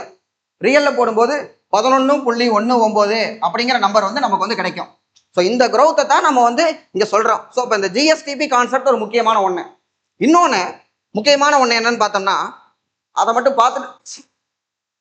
பார்த்துட்டு நம்ம பாயிண்ட்ஸ்குள்ள போயிடலாம். பணவீக்கம் அப்படிம்பாங்க. பணத்தை பொறுத்த வரைக்கும் இப்ப பொருளை நம்ம உற்பத்தி பண்றோம், அது கார் ஆகட்டும், நெல்லாகட்டும், இல்ல ஒரு சர்வீசஸ் ஆகட்டும், ஒரு கோச்சிங் இன்ஸ்டியூட்டோ இல்ல ஸ்கூலோ காலேஜஸோ இல்ல வந்து பேங்கிங்கோ, இவங்க எல்லாருமே சர்வீசஸ் ப்ரொவைட் பண்றாங்க. அதே மாதிரி பிரைமரி செக்டர் இருக்கு, செகண்டரி செக்டர் இருக்கு. நம்ம எல்லாருமே உற்பத்தி பண்ணக்கூடியது ஒரு பொருள், அது பண்டங்கள் அல்லது பணிகளா இருக்கு. இதை ஒருத்தருக்கு வேணும்னா அவர் கேட்டவுடனே நம்ம கொடுத்துருவோமா? அவர்கிட்ட என்ன கேட்போம்? பணம் இருக்கான்னு நம்ம கேட்போம். ஸோ அப்ப அந்த காலத்துல பணத்துக்கு முன்னாடி நேரடியா பொருட்கள் வந்து மாற்றப்படும், அது பார்ட்டர் சிஸ்டம், பண்ட மாற்ற முறை. இப்போ அது கிடையாது, பணம் தான் எல்லாத்துக்குமே. அப்ப இந்த பணத்தை யார் உற்பத்தி பண்ணுவா? பணம் உற்பத்தி பண்ற வாய்ப்பு நம்மள்ட்ட இருக்கான்னு கேட்டால் கிடையாது. பணத்தை உற்பத்தி பண்ணக்கூடிய அதிகாரம் வந்து ரிசர்வ் பேங்கிட்ட தான் கொடுத்துருக்கோம். அவங்க என்னன்னா நாசிக்கு, மத்திய பிரதேசத்தில் வந்து டேவாஸு, மகாராஷ்டிராவில் நாசிக்கு, கர்நாடகாவில் மைசூரு, வெஸ்ட் பெங்காலில் பார்த்தோம்னா சல்போனி, 4 இடத்துல நோட்டு வந்து அச்சடிக்கிறாங்க. இந்த 4 இடத்துல அச்சடிக்கிற நோட் எல்லாத்தையுமே நல்ல பெரிய பெரிய கண்டெய்னரில் ஏற்றிட்டு, நம்ம புஷ்பா படத்தில் கண்டெய்னர் நிறைய பணம் வரும் இல்லையா, அது மாதிரி கண்டெய்னரில் ஏற்றிட்டு 4100க்கு மேலே, 4100 ப்ளஸ் 4100க்கு மேலே மணி செஸ்ட் அப்படிம்பாங்க. மொத்தமாக வந்து பார்த்தோம்னா நம்ம துணிவு படத்தில் வந்து 25,000 கோடி ஒரு செஸ்ட்ல இருக்கு அப்படிம்பாங்க. செஸ்ட்டுப்பாங்கல்ல, செஸ்ட்டுங்கிறது இந்த ரிசர்வ் பேங்க் வந்து 4 இடத்துல பிரிண்ட் பண்ற கரன்சியை இந்தியா ஃபுல்லா 4100 இடங்களுக்கு பக்கம் வச்சிருப்பாங்க. இந்த பணத்தை நாம போய் ஒரு கண்டெய்னர் ஏற்றிட்டு போய், ஐயா நான் இந்த மாதிரி உற்பத்தி பண்ண போறேன், எனக்கு ஒரு கண்டெய்னர் பணம் கொடுங்க அப்படின்னு கேட்டால் தரமாட்டாங்க. ஸோ ரிசர்வ் பேங்க் யாருக்கு பணத்தை தருவான்னா சென்ட்ரல் பேங்க். ரிசர்வ் பேங்க்ங்கிறது ஒரு சென்ட்ரல் பேங்க். கமர்ஷியல் பேங்க்குக்கு தான் தருவாங்க, வணிக வங்கிகள். இந்த வணிக வங்கிகள்னா நமக்கு பிரைவேட் பேங்கு வரும், கவர்மெண்ட் பேங்கு, நேஷனலைஸ்டு பேங்கு வரும். எஸ்பிஐ இருப்பாங்க, பஞ்சாப் நேஷனல் பேங்க் இருப்பாங்க, கனரா பேங்க் இருப்பாங்க, ஹெச்டிஎஃப்சி இருப்பாங்க, ஐசிஐசி இருப்பாங்க. ஸோ அந்த பேங்க்குக்கு இவங்க பணத்தை கொடுப்பாங்க. இந்த பேங்க் நான் வந்து ஒரு சிங்கிள் லைன்ல எக்ஸ்பிளைன் பண்றேன், அதாவது நேர்கோட்டில் எக்ஸ்பிளைன் பண்றேன், பட் இது ஒரு காம்ப்ளெக்ஸா இருக்கும். பேங்க்ல இருந்து, ரிசர்வ் பேங்க்ல இருந்து கமர்ஷியல் பேங்க்கு பணம் வருது. கமர்ஷியல் பேங்க்ல போய் நம்ம லோன் கேட்கலாம். நான் அந்த மாதிரி ஒரு ஃபேக்டரி ஆரம்பிக்க போறேன், ஒரு கார் கம்பெனி ஆரம்பிக்கலான்னு இருக்கேன், ஒரு 5000 கோடி கடன் கொடுத்தீங்கன்னா என்கிட்ட ஒரு 500 ரூபா இருக்கு அப்படின்லாம் நம்ம சொல்ல முடியாது. 5000 கோடி கடன் கேட்கறோம்னா நம்மள்ட்ட நிறைய பணம் இருக்கணும், அப்பதான் கொடுப்பாங்க. ஸோ அப்போ எங்கிட்ட கொஞ்சம் பணம் இருக்கு, நீங்க கொஞ்சம் பணம் கொடுங்கன்னு சொல்லி நம்ம கடனை கேட்டோம்னா நமக்கு வந்து பணம் கொடுப்பாங்க. இந்த பணத்தை நம்ம வச்சுக்கிட்டு நம்ம ஃபேக்டரியில ஒரு பொருள் உற்பத்தி ஆகுது, கார் ஃபேக்டரி ஆரம்பிக்கிறோம்னு வச்சுக்கோங்க, எடுத்துக்காட்டு தானே என்னப்ப. அப்போ கார் ஃபேக்டரிக்கு நம்ம வந்து இன்வெஸ்ட் பண்ணிடுறோம், கடனை வாங்கியிருக்கிறோம். நம்மள்ட்ட வேலை செய்யறவங்களுக்கு இந்த கடன் வாங்கின பணத்துல இருந்து நம்ம பணத்தை கொடுப்போம், அவரு கைக்கு பணம் போயிடும். இப்ப அடிச்சது ரிசர்வ் பேங்க், அவங்க கொடுத்தது கமர்ஷியல் பேங்க். கமர்ஷியல் பேங்க்ல இருந்து நம்ம ஓனர், அதாவது கம்பெனி ஆரம்பிச்ச நம்ம தான் ஓனர், நாம வந்து பணத்தை வாங்கியிருக்கிறோம். நம்மள்ட்ட வேலை செய்யறவருக்கு கூலியா அந்த பணத்தை நம்ம வந்து கொடுக்குறோம். இப்ப அவர் பணம் வாங்கினவர் என்ன பண்ணுவாரு, இதே மாதிரி அவர் வேற ஏதாவது ஒரு ஃபேக்டரியில ஏதோ ஒன்று தயாரிக்கப்பட்ட ஒரு பொருளை வாங்குவார், அவரும் கடன் வாங்கியிருப்பார்ல. அப்ப இந்த கடன் திரும்பி என்ன ஆகும்னா பேங்குக்கு அடையும். ஏன்னா பேங்க்ல இருந்து வாங்கின பணம் திரும்ப பேங்குக்கே போகும். அந்த பொருள் விற்கப்படும் பொழுது கொடுத்த பணம் திரும்பி வந்துடும். அப்ப இந்த கமர்ஷியல் பேங்க் என்ன பண்ணுவான்னா ரிசர்வ் பேங்க்ல கொண்டு போய் கொடுப்பான். அப்ப ரிசர்வ் பேங்க்ல உற்பத்தி ஆகிற பணம் திரும்பியும் ரிசர்வ் பேங்குக்கே போயிருது. இதுக்கு பேரு மணி சர்க்குலேஷன், பணச்சுழற்சி அப்படிம்பாங்க. ஸோ மணி வந்து சர்க்குலேட் ஆகிட்டே இருக்கும். சரி, இப்போ நான் எவ்வளவு சொன்னேன்னா தமிழ்நாட்டுடைய ஜிஎஸ்டிபி 16% growth அப்படின்னு நான் சொல்லும் பொழுது அதுக்கு ஒரு வேல்யூ ஒன்று வச்சிருந்தோம். 27 லட்சம் கோடி இருந்தது, 31 லட்சம் கோடி மாறுச்சு அப்படின்னு சொல்லிட்டு. இந்த வருஷ பட்ஜெட்ல தமிழ்நாடு எவ்வளவு நம்ம வளருவோன்னு ஒரு தோராயமா ஒரு கணக்கு போட்டிருக்காங்க. கிட்டத்தட்ட அது 41 லட்சம் கோடி நம்ம வந்து வளருவோன்னு எஸ்டிமேட் பண்ணியிருக்கிறாங்க. அப்ப இந்த 41 லட்சம் கோடி அளவுக்கு நம்மள்ட்ட பண்டங்கள் மற்றும் பணிகள் இருக்கு அப்படின்னம்னா இவ்வளோ கரன்சி தமிழ்நாட்டுக்குள்ள மட்டுமே இருக்குமான்னு கேட்டா கிடையாது. சரி, ஒட்டுமொத்த இந்தியாவுக்கு இப்ப கூட நமக்கு கரண்ட்ல வந்து ஐஎம்எஃப்னு ஒருத்தர் இருக்கான், இன்டர்நேஷனல் மானிட்டரி ஃபண்ட். இந்த ஐஎம்எஃப் வந்து என்ன பண்ணுவான்னா வேர்ல்டு எக்கனாமிக் அவுட்லுக்னு ஒன்று கொடுப்பான். இதுல ஜிடிபி வைஸ் கண்ட்ரியை வந்து ரேங்க் பண்ணுவான். நாம 4th ரேங்க்ல இருந்தோம். நமக்கு முன்னாடி நம்பர் 1ல யூஎஸ்ஏ, அதுக்கப்புறம் சைனா. இவங்க ரெண்டு பேர்த்தையுமே நம்ம தொடவே முடியாத அளவுக்கு இருக்கான். ஏன்னா 31 ட்ரில்லியன் யூஎஸ் டாலர். 1 ட்ரில்லியன் அப்படின்னம்னா 1 லட்சம் கோடி. 1 ட்ரில்லியன் யூஎஸ் டாலர் சொன்னோம்னா டாலருக்கு நிகரான மதிப்பு பார்த்துக்கோங்க. இன்னைக்கு 93 ரூபா அப்படின்னம்னா அப்ப 93 லட்சம் கோடி 1 ட்ரில்லியன் அப்படின்னம்னா எவ்வளவு பணம் வச்சிருக்காங்க. இன்ட்டு 31 போட்டோம்னா கணக்குலேயே வராது, கண்டெய்னர்ல ஏற்ற முடியும், அவ்வளோ கண்டெய்னர் கிடைக்காது, அவ்வளோ பணம் வச்சிருக்கேன் யூஎஸ்ஏ. சைனா அதே மாதிரி பார்த்தோம்னா 20 ட்ரில்லியன் அந்த அளவுக்கு வச்சிருக்காங்க. இதுக்கு அடுத்து நம்ம வந்து பார்த்தோம்னா 3வது ஜெர்மனி, 4வதா நம்ம இருந்தோம் பாருங்க. ஜெர்மனியை 2028ல தட்டி விட்டுட்டு நம்ம வந்து 3வதா வந்துருவோம் அப்படிலாம் பெருமையா பேசிக்கிட்டு இருந்தேன் ஐஎம்எஃப். திடீர்னு பார்த்தா நமக்கு இடையில 2 பேர் நம்ம தட்டி விட்டுட்டு வந்தவங்க தான் ஜப்பானும் யூகேவும் மேலே வந்துட்டாங்க. ஸோ ஜப்பானும் யூகேவும் மேலே வந்து இந்தியாவை 6வது இடத்துக்கு தள்ளி விட்டாங்க. அப்ப எவ்வளவு அப்படின்னம்னா 4.5 ட்ரில்லியன் யூஎஸ் டாலர் வச்சிருந்தோம் நம்ம. இப்ப 4.15 அப்படிங்கிற அளவுக்கு வந்து அது மாறி போச்சு. இப்படிலாம் கூட நீங்க வந்து 4 × 93 அப்படின்னு போட்டோம்னா ஒரு ரஃப்லி 400 கோடிக்கு கொஞ்சம் கம்மியா நமக்கு வருது. அப்ப இந்தியாவுடைய ஜிடிபி அப்படின்னம்னா கிட்டத்தட்ட 400 லட்சம் கோடி. அப்ப 400 லட்சம் கோடி இந்தியாவுக்குள்ள பணமா இருக்கா அப்படின்னு கேட்டா இல்ல. நம்ம என்ன இப்ப எல்லா பக்கம் பணத்தையா கையில வச்சிருக்கிறோம், எங்க போனாலும் ஜிபே போன்பே அப்படின்னு சொல்லி நீட்டா யூபிஐல பண்ணிடுறோம். அப்போ பேப்பர் கரன்சி இப்பெல்லாம் யாரும் கண்ணிலேயே பாக்குறது இல்லை. சம்பளம் பேங்க்ல வந்து விழுகுது, விழுந்த உடனே டெபிட் ஆகுது, அவ்வளவுதான், முடிஞ்சு போயிருது. அப்ப கரன்சியா நமக்குள்ள மொத்த இந்தியாவிலையுமே 40 லட்சம் கோடி தான் சர்க்குலேட் ஆகிட்டே இருக்கும். இதுக்கு மேல பணம் நிறைய எல்லாத்து கைக்கு வந்துச்சுன்னா நம்ம கூட யோசிக்கலாம், இந்தியாவுக்கு தான் கடன் இருக்குங்கிறாங்களே, நம்மள்ட்ட தான் 4 இடத்துல ப்ரெஸ் வச்சிருக்கிறோமே, அடிச்சு கொடுத்துடலாம்ல எல்லாத்தையும், 4 ப்ரெஸ்லையும் பணத்திலையெல்லாம் அடிச்சு விட்டுலாம்ல அப்படின்னு கேட்டோம்னா கரன்சியை மட்டும் நீங்க கிரியேட் பண்ணீங்கன்னா அது வெறும் காயதான். இங்க உள்ளுக்குள்ள பொருளோ சர்வீஸோ உற்பத்தி ஆகணும். நெல்லோ இல்ல வந்து கோதுமையோ ஏதோ ஒன்று விளையணும், காரோ இல்ல சைக்கிளோ இல்ல பைக்கோ ஏதோ ஒன்று நம்ம உற்பத்தி பண்ணணும், நம்மள்ட்ட ஏதோ ஒரு சர்வீஸ் இருக்கணும், ஐடி கம்பெனிகள் இருக்கணும். இது வந்து விலைக்கு வாங்குறதுக்கு தான் பணமே தவிர வெறும் பணம் மட்டும் பிரிண்ட் பண்றதுனால நமக்கு எந்த ஒரு யூஸ்மே கிடையாது. ஸோ இதுதான் முக்கியமான ஒரு லாஜிக்கு. நம்ம 6th இடத்துக்கு வந்து வந்திருக்கிறோம் இதுல. ஸோ பணம் இப்படி வரும்பொழுது, பணம் எக்ஸஸா நம்ம கையில இருந்ததுன்னா அது என்ன ஆகும்னா பொருளோட விலை அதிகமாகும். அப்ப நம்ம கையில பணம் நிறைய இருக்கு. உதாரணத்துக்கு 1 பவுன் தங்கம் நமக்கு முன்னாடி எல்லாம் பார்த்தோம்னா 30,000க்குலாம் இருந்திருக்கு. அந்த காலத்து பாட்டிகள்லாம் கேட்டீங்கன்னா 1 பவுன் 60 ரூபாய்க்கு வாங்கின 70 ரூபாய்க்கு வாங்கினமாங்க. இன்னைக்கு அந்த நகைக்கடைக்கு போறதுக்கான டிரான்ஸ்போர்ட் செலவே 150 ரூபாய் ஆகும். உள்ள அவங்க கொடுக்குற ஜூஸே நமக்கு 50 ரூபா 100 ரூபாய் ஆயிரும். அந்த பணத்துக்கு நம்மளால தங்கத்தை போய் நம்ம வெறிக்க நின்று வேடிக்கை பார்த்துட்டு வரலாமே தவிர வாங்க முடியாது. அப்ப 1 பவுன் அப்படிங்கிறது அப்படியே தான் இருக்குது. ஆனா அந்த நிகரான மதிப்பு அப்படிங்கிறது 20 ரூபா 30 ரூபா அப்படியே அதிகமாகி இன்னைக்கு லட்ச ரூபாய்க்கு மேல 1.5 லட்சம், கிட்டத்தட்ட 1,30,000 தொட்டுட்டு கொஞ்சமா அப்படியே இருந்துகிட்டு இருக்குது. எப்ப 2 லட்சம் தொடும் அப்படின்னு தெரியாத அளவுக்கு இருக்கு. அப்ப பொருள் அப்படியே இருக்கு, பணம் மட்டும் வீங்கி போச்சுல, இதுக்கு பேர் தான் பணவீக்கம். அப்ப ரிசர்வ் பேங்க் தான் பணத்தை அச்சடிச்சு வெளியிடுறான்னா, மக்கள் கையில நிறைய பணம் இருக்குன்னா, இதை கண்ட்ரோல் பண்றதுக்கு அவன் என்ன பண்ணுவான்னா சில மெஷர்ஸ் வச்சிருக்கிறான். வட்டியை அதிகப்படுத்துவான். அதிகமான வட்டினா நம்ம பணம் வாங்குறது குறைஞ்சு போயிடும். வட்டியை குறைப்பான். குறைவான வட்டினா பணம் நிறைய வாங்குவோம். இப்போ வட்டியை குறைக்கிறதும் கூட்டுறதும் அவனோட முக்கியமான ஒரு வேலை. இப்படித்தான் கண்ட்ரோல் பண்ணிக்கிட்டு இருக்கான்.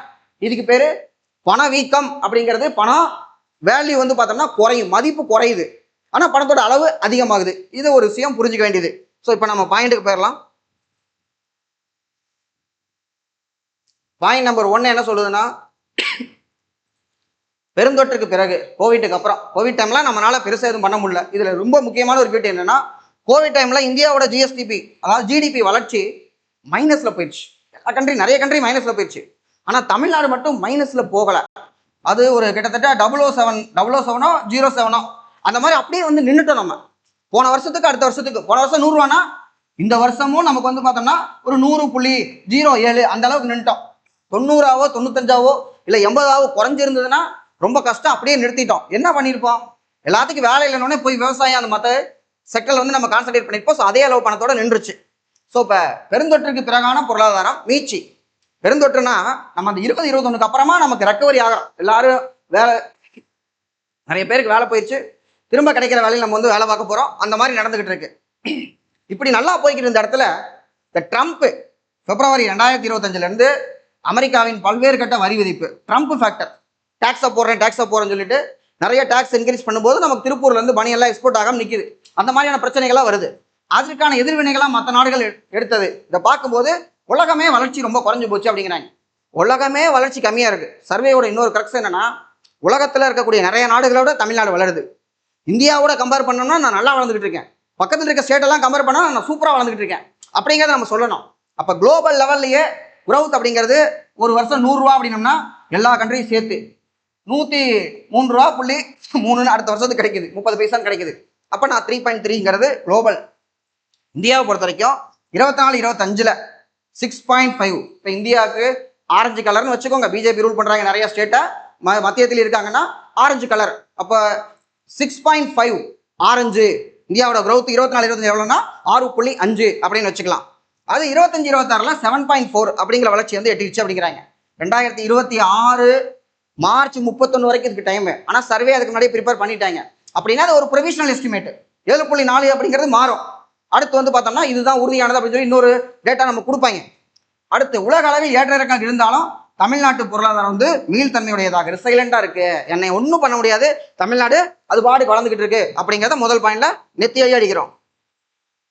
அடுத்து நம்ம சொல்றது ஒரு டைவர்ஸ் எக்கனாமிக் பேஸ்.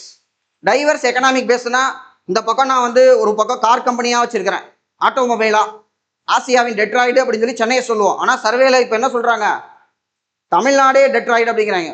சென்னை மட்டும் இல்லை, ஏன்னா தூத்துக்குடியில கூட விம்ஃபாஸ்ட் எலக்ட்ரிக் கம்பெனி நம்ம கொண்டு வந்துட்டோம். ஸோ தமிழ்நாடே ஒரு டெட்ராய்டா மாறிடுச்சு அப்படிங்கிற அளவுக்கு நம்ம வந்து சொல்றோம். So diverse economic base. கோயம்புத்தூர்ல வந்து பார்த்தோம்னா அது ஒரு வகையான மில்லு, நிறைய கோயம்புத்தூர் பஞ்சு மில் அந்த மாதிரி இருக்கு. திருப்பூர் பனியன் கம்பெனி இருக்குது. கரூர்லையும் வந்து பார்த்தோம்னா நெசவு அந்த மாதிரி இருக்கு. அப்புறம் பாடி பில்டிங் அது இதுன்னு சொல்லி நமக்கே வந்து பார்த்தோம்னா 10th புக்லயே எந்தெந்த பக்கம் என்னென்ன தொழில்கள் இருக்குன்னு இருக்கு. அது தனியாக ஒரு லெசன் நம்ம வந்து பார்ப்போம். ஸோ அப்படி ஒரு எக்கனாமிக் பேஸ் இருக்கு. வலுவான உள்கட்டமைப்பு, நல்ல ஒரு இன்ஃப்ராஸ்ட்ரக்சர், ரோடு வச்சிருக்கேன், போர்ட் வச்சிருக்கேன், ஏர்போர்ட் கனெக்ஷன் இருக்கு, நமக்கு ஹார்பர் இருக்கு, எல்லாமே நமக்கு இருக்கு. அந்த அளவுக்கு இன்ஃப்ராஸ்ட்ரக்சர் எடுத்து ரெடி பண்ணியிருக்கிறோம். அது மட்டும் பார்த்தாதுன்னு வளர்ச்சிக்கேற்ற கொள்கைகள். தமிழ்நாடு இண்டஸ்ட்ரியல் பாலிசி 2021 முக்கியமான ஒன்று. ஏன்னா நம்ம வளர்ச்சிக்கு முக்கியமாக அந்த 4 லட்சம் கோடி பெருகினதுக்கான ரீசன் பார்த்தோம்னா growth in மேனுஃபேக்சரிங் growth ஏதோ தற்செயலாக நடந்துருச்சா அப்படின்னு கேட்டால் கிடையாது. 2021ல் தமிழ்நாடு தொழில் கொள்கைன்னு ஒரு தொழில் கொள்கை போடப்பட்டது. அந்த கொள்கையினுடைய நோக்கம், முக்கியமான நோக்கம் என்னன்னா 10 லட்சம் கோடி.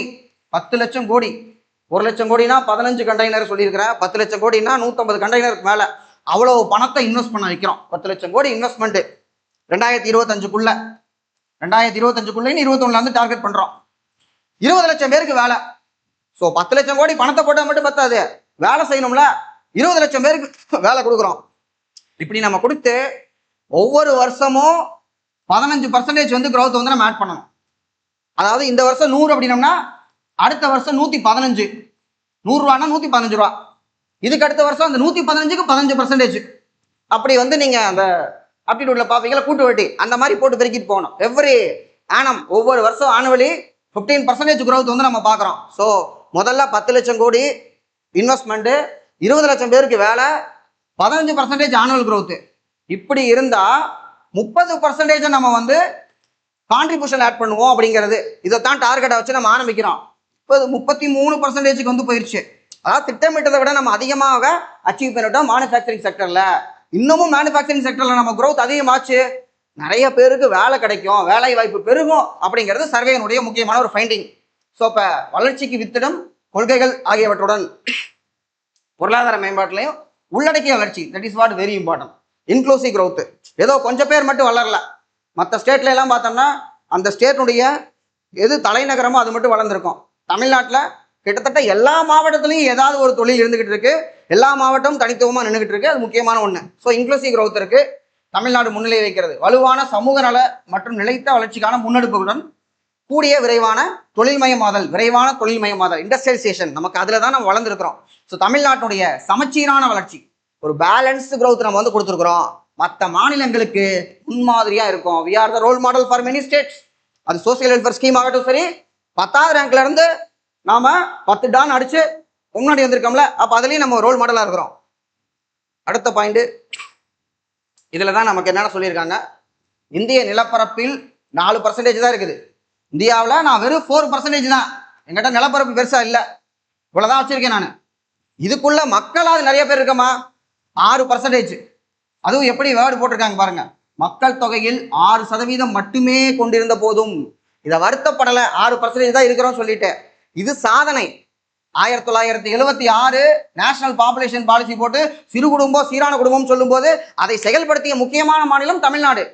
அதைத்தான் நம்ம டீலிமிட்டேஷன்ல வந்து பேசுனது என்னன்னா, இது ஒரு சாதனை. இந்த சாதனைக்கு நீங்க எங்களை பனிஷ் பண்ணுவீங்களா? பீகார் கண்ட்ரோல் பண்ணல, அளந்துட்டாங்க, மக்கள் தொகை அதிகமாயிருச்சு.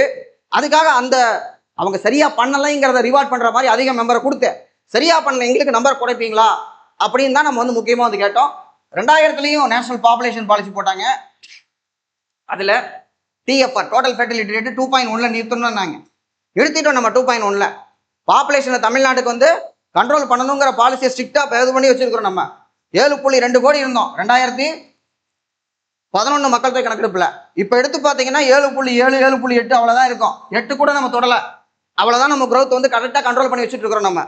ஸோ இவ்வளவுதான் இருந்தாலும் தேசிய மொத்த உள்நாட்டு உற்பத்திக்கு ஜிடிபி கான்ட்ரிபியூஷன் இருக்குல்ல, அங்க இந்தியாவுக்கு 100 ரூபா கிடைக்குதுன்னா அதுல 9.9 ரூபா 40 பைசா தமிழ்நாட்டோடது. அதான் 9.4%. அப்படின்னா நான் எங்க இருக்கிறேன், 1/10 தான் இருக்கிறேன். 28 மாநிலம் இருக்குல்ல, நான் 1/28 கிடையாது, 1/10 இருக்கிறேன் நான். ஸோ அந்த அளவுக்கு நான் கான்ட்ரிபியூட் பண்றேன் அப்படின்னு சொல்லி நம்ம சொல்றோம். அடுத்து எவ்வளவு அப்சல்யூட் வேல்யூல பாருங்க. இதான் சொன்னேன், 31,19,000 கோடி. இதுக்கு முன்னாடி அது வந்து 26.8 சம்திங் அந்த மாதிரி ஒரு கோடி.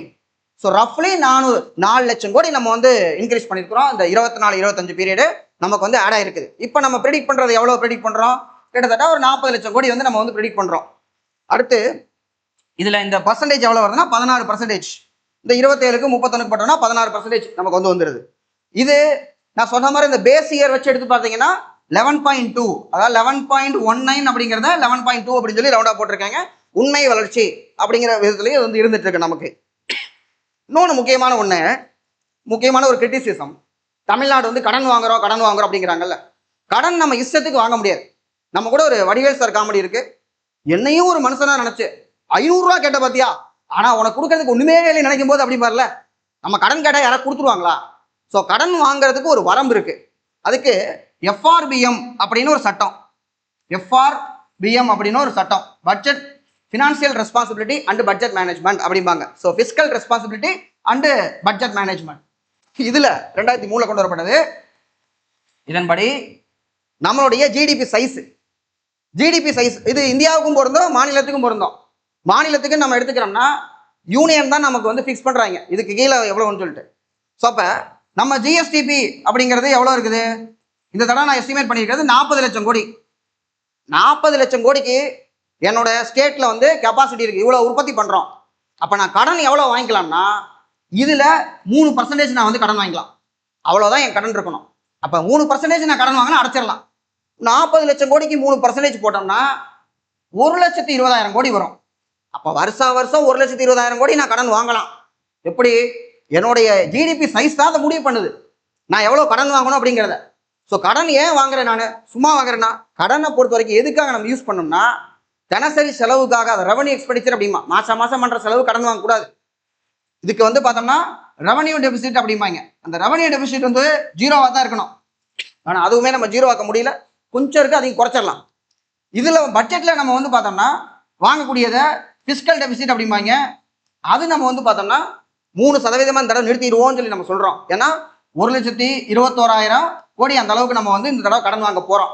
பட்ஜெட் பார்த்தோம்னா இந்தியா தமிழ்நாட்டுக்கு இந்த தடவை பட்ஜெட்டு இடைக்கால பட்ஜெட் தான். அடுத்து புது பட்ஜெட் வரும், அதை படிச்சுக்கலாம். இருந்தாலும் 4,67,264 கோடி. இந்த நம்பர்லாம் மனப்பாடம் பண்ண வேணாம். நான் ஒரு 2 நாளைக்கு முன்னாடி படித்தேன், அதனால ஞாபகம் இருக்கு. நாளைக்கு மறந்து போயிடலாம். சரியா? சிலதெல்லாம் நமக்கு படிக்கலாம், பட் ஞாபகத்தில் இருக்காது. ஸோ யார் தமிழ்நாட்டுக்கு முதலமைச்சர் ஆனாலும் கிட்டத்தட்ட 4.5 லட்சம் கோடியை செலவு பண்ண போறாங்க ஒவ்வொரு வருஷத்துக்கும். ஏன்னா நம்ம சைஸ் ஆஃப் ஜிஎஸ்டிபி அவ்வளோ இருக்கு. 40 லட்சம் கோடி பெருமானம் உள்ள ஒரு ஸ்டேட்டு. அப்போ இந்த ஸ்டேட்டுக்கு இவ்வளோ பெரிய பட்ஜெட் நான் வந்து போடுறேன். ஏன்னா எனக்கு அவ்வளோ தேவைப்படுது. நான் அந்த அளவுக்கு ரோடு போட வேண்டியது இருக்கு, மக்களுக்கு நிறைய பண்ண வேண்டியது இருக்கு. அப்படின்னா இதுல எனக்கு வரக்கூடிய வருமானம் கம்மியா இருக்கு. 1 லட்சம் கோடி துண்டு விழுகுது. அந்த துண்டு விழுகிறத நான் கடன் வாங்குறேன். அந்த கடன் எனக்கு எவ்வளவுக்குள்ள இருக்கு? 3% தான் இருக்குது. இதுதான் அந்த கடனுக்கான ஒண்ணு. வட்டியினால கட்ட முடியும். ஏன்னா எனக்கு இவ்வளோ உற்பத்தியை பெருக்க பெருக்க பெருக்க எனக்கு என்ன ஆகும்? நிறைய வருமானம் வரும். அப்ப நான் டாக்ஸ் கூட இதுல இருந்து நம்ம பணம் எடுத்துக்கலாம். இதான் இருக்கக்கூடிய லாஜிக். அடுத்து ஒட்டுமொத்த அளிப்பின் விரிவாக்கத்தாலும். ஸோ இன்னொரு கான்செப்ட் என்னன்னு பார்த்தோம்னா டிமாண்டு அண்ட் சப்ளை அப்படிம்பாங்க. ஸோ டிமாண்ட் அண்ட் சப்ளை, தேவை அண்ட் அளிப்பு. இப்போ சப்ளை அப்படிங்கிறது ஒரு கோச்சிங் இன்ஸ்டியூட் எடுத்துக்கிட்டிங்கன்னா சப்ளை சைடுன்னு பார்த்தோம்னா ஃபோன் பண்ணி ஒரு 1/4 மணி நேரம் என்கொயரி பண்ணுவாங்க. டெஸ்ட் பேட்ச் கொடுப்போம், மெட்டீரியல் கொடுப்போம், கிளாஸஸ் வந்து நீங்கள் ஆன்லைன்லேயும் அட்டன் பண்ணலாம், ஆஃப்லைன்லேயும் அட்டன். இது எல்லாமே ஒரு இன்ஸ்டியூட் சைடு இருக்கக்கூடிய சப்ளை. டிமாண்ட் சைடு சிம்பிளாக ஒரே ஒரு கேள்வி கேட்பாங்க, ஃபீஸ் எவ்வளவு அப்படிம்பாங்க. அப்போ இவ்வளோ சப்ளை இருக்கும் பொழுது டிமாண்ட் வந்து எதை பொறுத்ததாக இருக்குது? நம்ம கையில் எவ்வளோ பணம் இருக்குன்ட்டு. கையில் நிறைய பணம் இருந்ததுன்னா ஃபீஸை பற்றி கேட்கவே மாட்டோம், டப்புன்னு பே பண்ணிடலாம். பணம் நம்ம கம்மியாக இருக்கும்போது இது மட்டும் இருந்தால் போதும், அது மட்டும் இருந்தால் போதும், நம்ம என்கொயரி பண்ணுவோம்ல. அப்போ இதே மாதிரியே எல்லா விஷயத்துக்குமே ஒரு பொருள் உற்பத்தி ஆகும்போது சப்ளை சைடு டிமாண்ட் சைடுன்னு இருக்கும். இந்த டிமாண்ட் சைடுக்கு நம்ம கையில் வந்து பணம் எவ்வளோ இருக்குன்னு பார்க்கறது, தேவையை பொறுத்தது இருக்கு. சப்ளை சைடு வந்து பார்த்தோம்னா அந்த பொருளோட அவைலபிலிட்டி நமக்கு எவ்வளோ இருக்குன்னு பார்க்கறது. அப்போ சப்ளை சைடு டிமாண்ட் சைடு ரெண்டுமே மேட்ச் ஆகணும். என்ன தேவையோ அதை நம்ம உற்பத்தி பண்ணணும். இந்த அமெரிக்கா இருக்கானே, முதல் உலக போறப்ப இஷ்டத்துக்கு அவன் பாட்டுக்கு உற்பத்தி பண்ணிட்டாங்க. ஏன்னா முதல் உலக போறப்ப அவனுக்கு என்னன்னா நிறைய வெப்பன்ஸ் தேவைப்படுது, அதனால வெப்பனா மேனுஃபேக்சர் பண்ணியிருக்கான். போர் முடிஞ்சதுக்கு அப்புறம் வெப்பன் மேனுஃபேக்சர் பண்ணா வாங்குறதுக்கு யார் இருப்பா? ஸோ அவன் பாட்டுக்கு உற்பத்தி பண்ணிட்டே இருக்கான், பையர் இல்லை. ஸோ தட் அதெல்லாம் ஸ்டாக்னெண்ட் ஆகி போச்சு. அப்பதான் 1929 உலக பெருமந்தம் அப்படிம்பாங்க, குளோபல் டிப்ரெஷன் வந்துச்சு. அதுல இருந்து அமெரிக்காவை மீட்டு கொண்டு வந்ததுதான் ஜேஎம் கீன்ஸ். அவர்கிட்ட கத்துக்கிட்டவர் தான் நம்ம விகேஆர்வி ராவ் அப்படின்னு நம்மளால ஒரு எக்கனாமிஸ்ட் அவர்கிட்ட போய் கத்துக்கிட்டு வந்தாரு. ஸோ அன்னைக்கு கொண்டு போய் ஜேஎம் கீன்ஸ் வந்து அமெரிக்கா ஒரு பொசிஷன்ல உட்கார வச்சாரு பாருங்க. இன்னைக்கு வரைக்கும் அவங்க ஆர்டர் தாங்க முடியல, அவ்வளவு ஸ்ட்ராங்கா வந்து எக்கனாமி வந்து வச்சிருக்கான். ஸோ டிமாண்ட் அண்ட் சப்ளை முக்கியமான ஒண்ணு. நம்ம என்ன சொல்றோம்? ஒட்டுமொத்த அளிப்பின் விரிவாக்கம் அப்படின்னம்னா சப்ளை.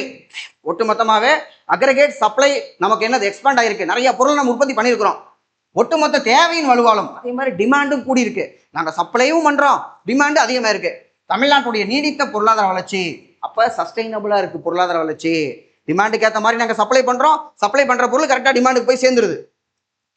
அளிப்பை பொறுத்த வரைக்கும், சப்ளையை பொறுத்த வரைக்கும் குறிப்பிட்ட வகையிலான உற்பத்தி திறன், நம்மளுடைய ப்ரொடக்ஷன் கெப்பாசிட்டி, உற்பத்தி திறன். அடுத்து மேம்பட்ட செயல்திறன்கள், அட்வான்ஸ்டு டெக்னாலஜி வச்சிருக்கேன் நான். இதனால நமக்கு வந்து என்னன்னா சப்ளை வந்து சூப்பரா போயிட்டு இருக்கு அப்படிங்கிறோம். அடுத்து தமிழ்நாடு உருவாக்கி உள்ள உறுதிப்படுத்தப்பட்ட மின்சார எலக்ட்ரிசிட்டி ஃபெசிலிட்டி கொடுக்குறேன். விரிவான சாலை, நல்ல ஒரு சாலை வசதி இருக்கு, உற்பத்தி பண்ண பொருளை நீங்க எடுத்துட்டு போயிடலாம். அடுத்து துறைமுக பிணைப்பு, ஹார்பரோட கனெக்ட் ஆயிருக்கு, போர்ட்ல நான் கனெக்ட் பண்ணியிருக்கிறேன். நன்கு திட்டமிடப்பட்ட தொழில் வழித்தடங்கள், இண்டஸ்ட்ரியல் காரிடர்ஸ் இருக்கு. அப்புறம் உட்கட்டமை இன்ஃப்ராஸ்ட்ரக்சர், எல்லாத்தையும் இருக்கக்கூடிய நல்ல ஒரு இன்ஃப்ராஸ்ட்ரக்சர் இருக்கிறதுனால தொழில் போட்டித்திறன் மேம்பட்டுள்ளது. நான் மற்ற ஸ்டேட்டை விட நல்ல விஷயங்கள் நான் வந்து ப்ரொடியூஸ் பண்றேன். இந்த மாதிரி ஃபெசிலிட்டி எல்லாமே இருக்கு. ஸோ தட் எனக்கு மேனுஃபேக்சரிங் இம்ப்ரூவ் ஆயிருக்கு. அது மட்டும் இல்லாம வேற இன்னொன்று என்ன சொல்றாங்க அப்படின்னு பார்த்தோம்னா லிட்ரஸி ரேட், எழுத்தறிவு, தொழில் கல்வி, திறன் மேம்பாடு, இது எல்லாத்தையும் வச்சுட்டு ஹியூமன் கேபிட்டல், மனித மூலதனம்.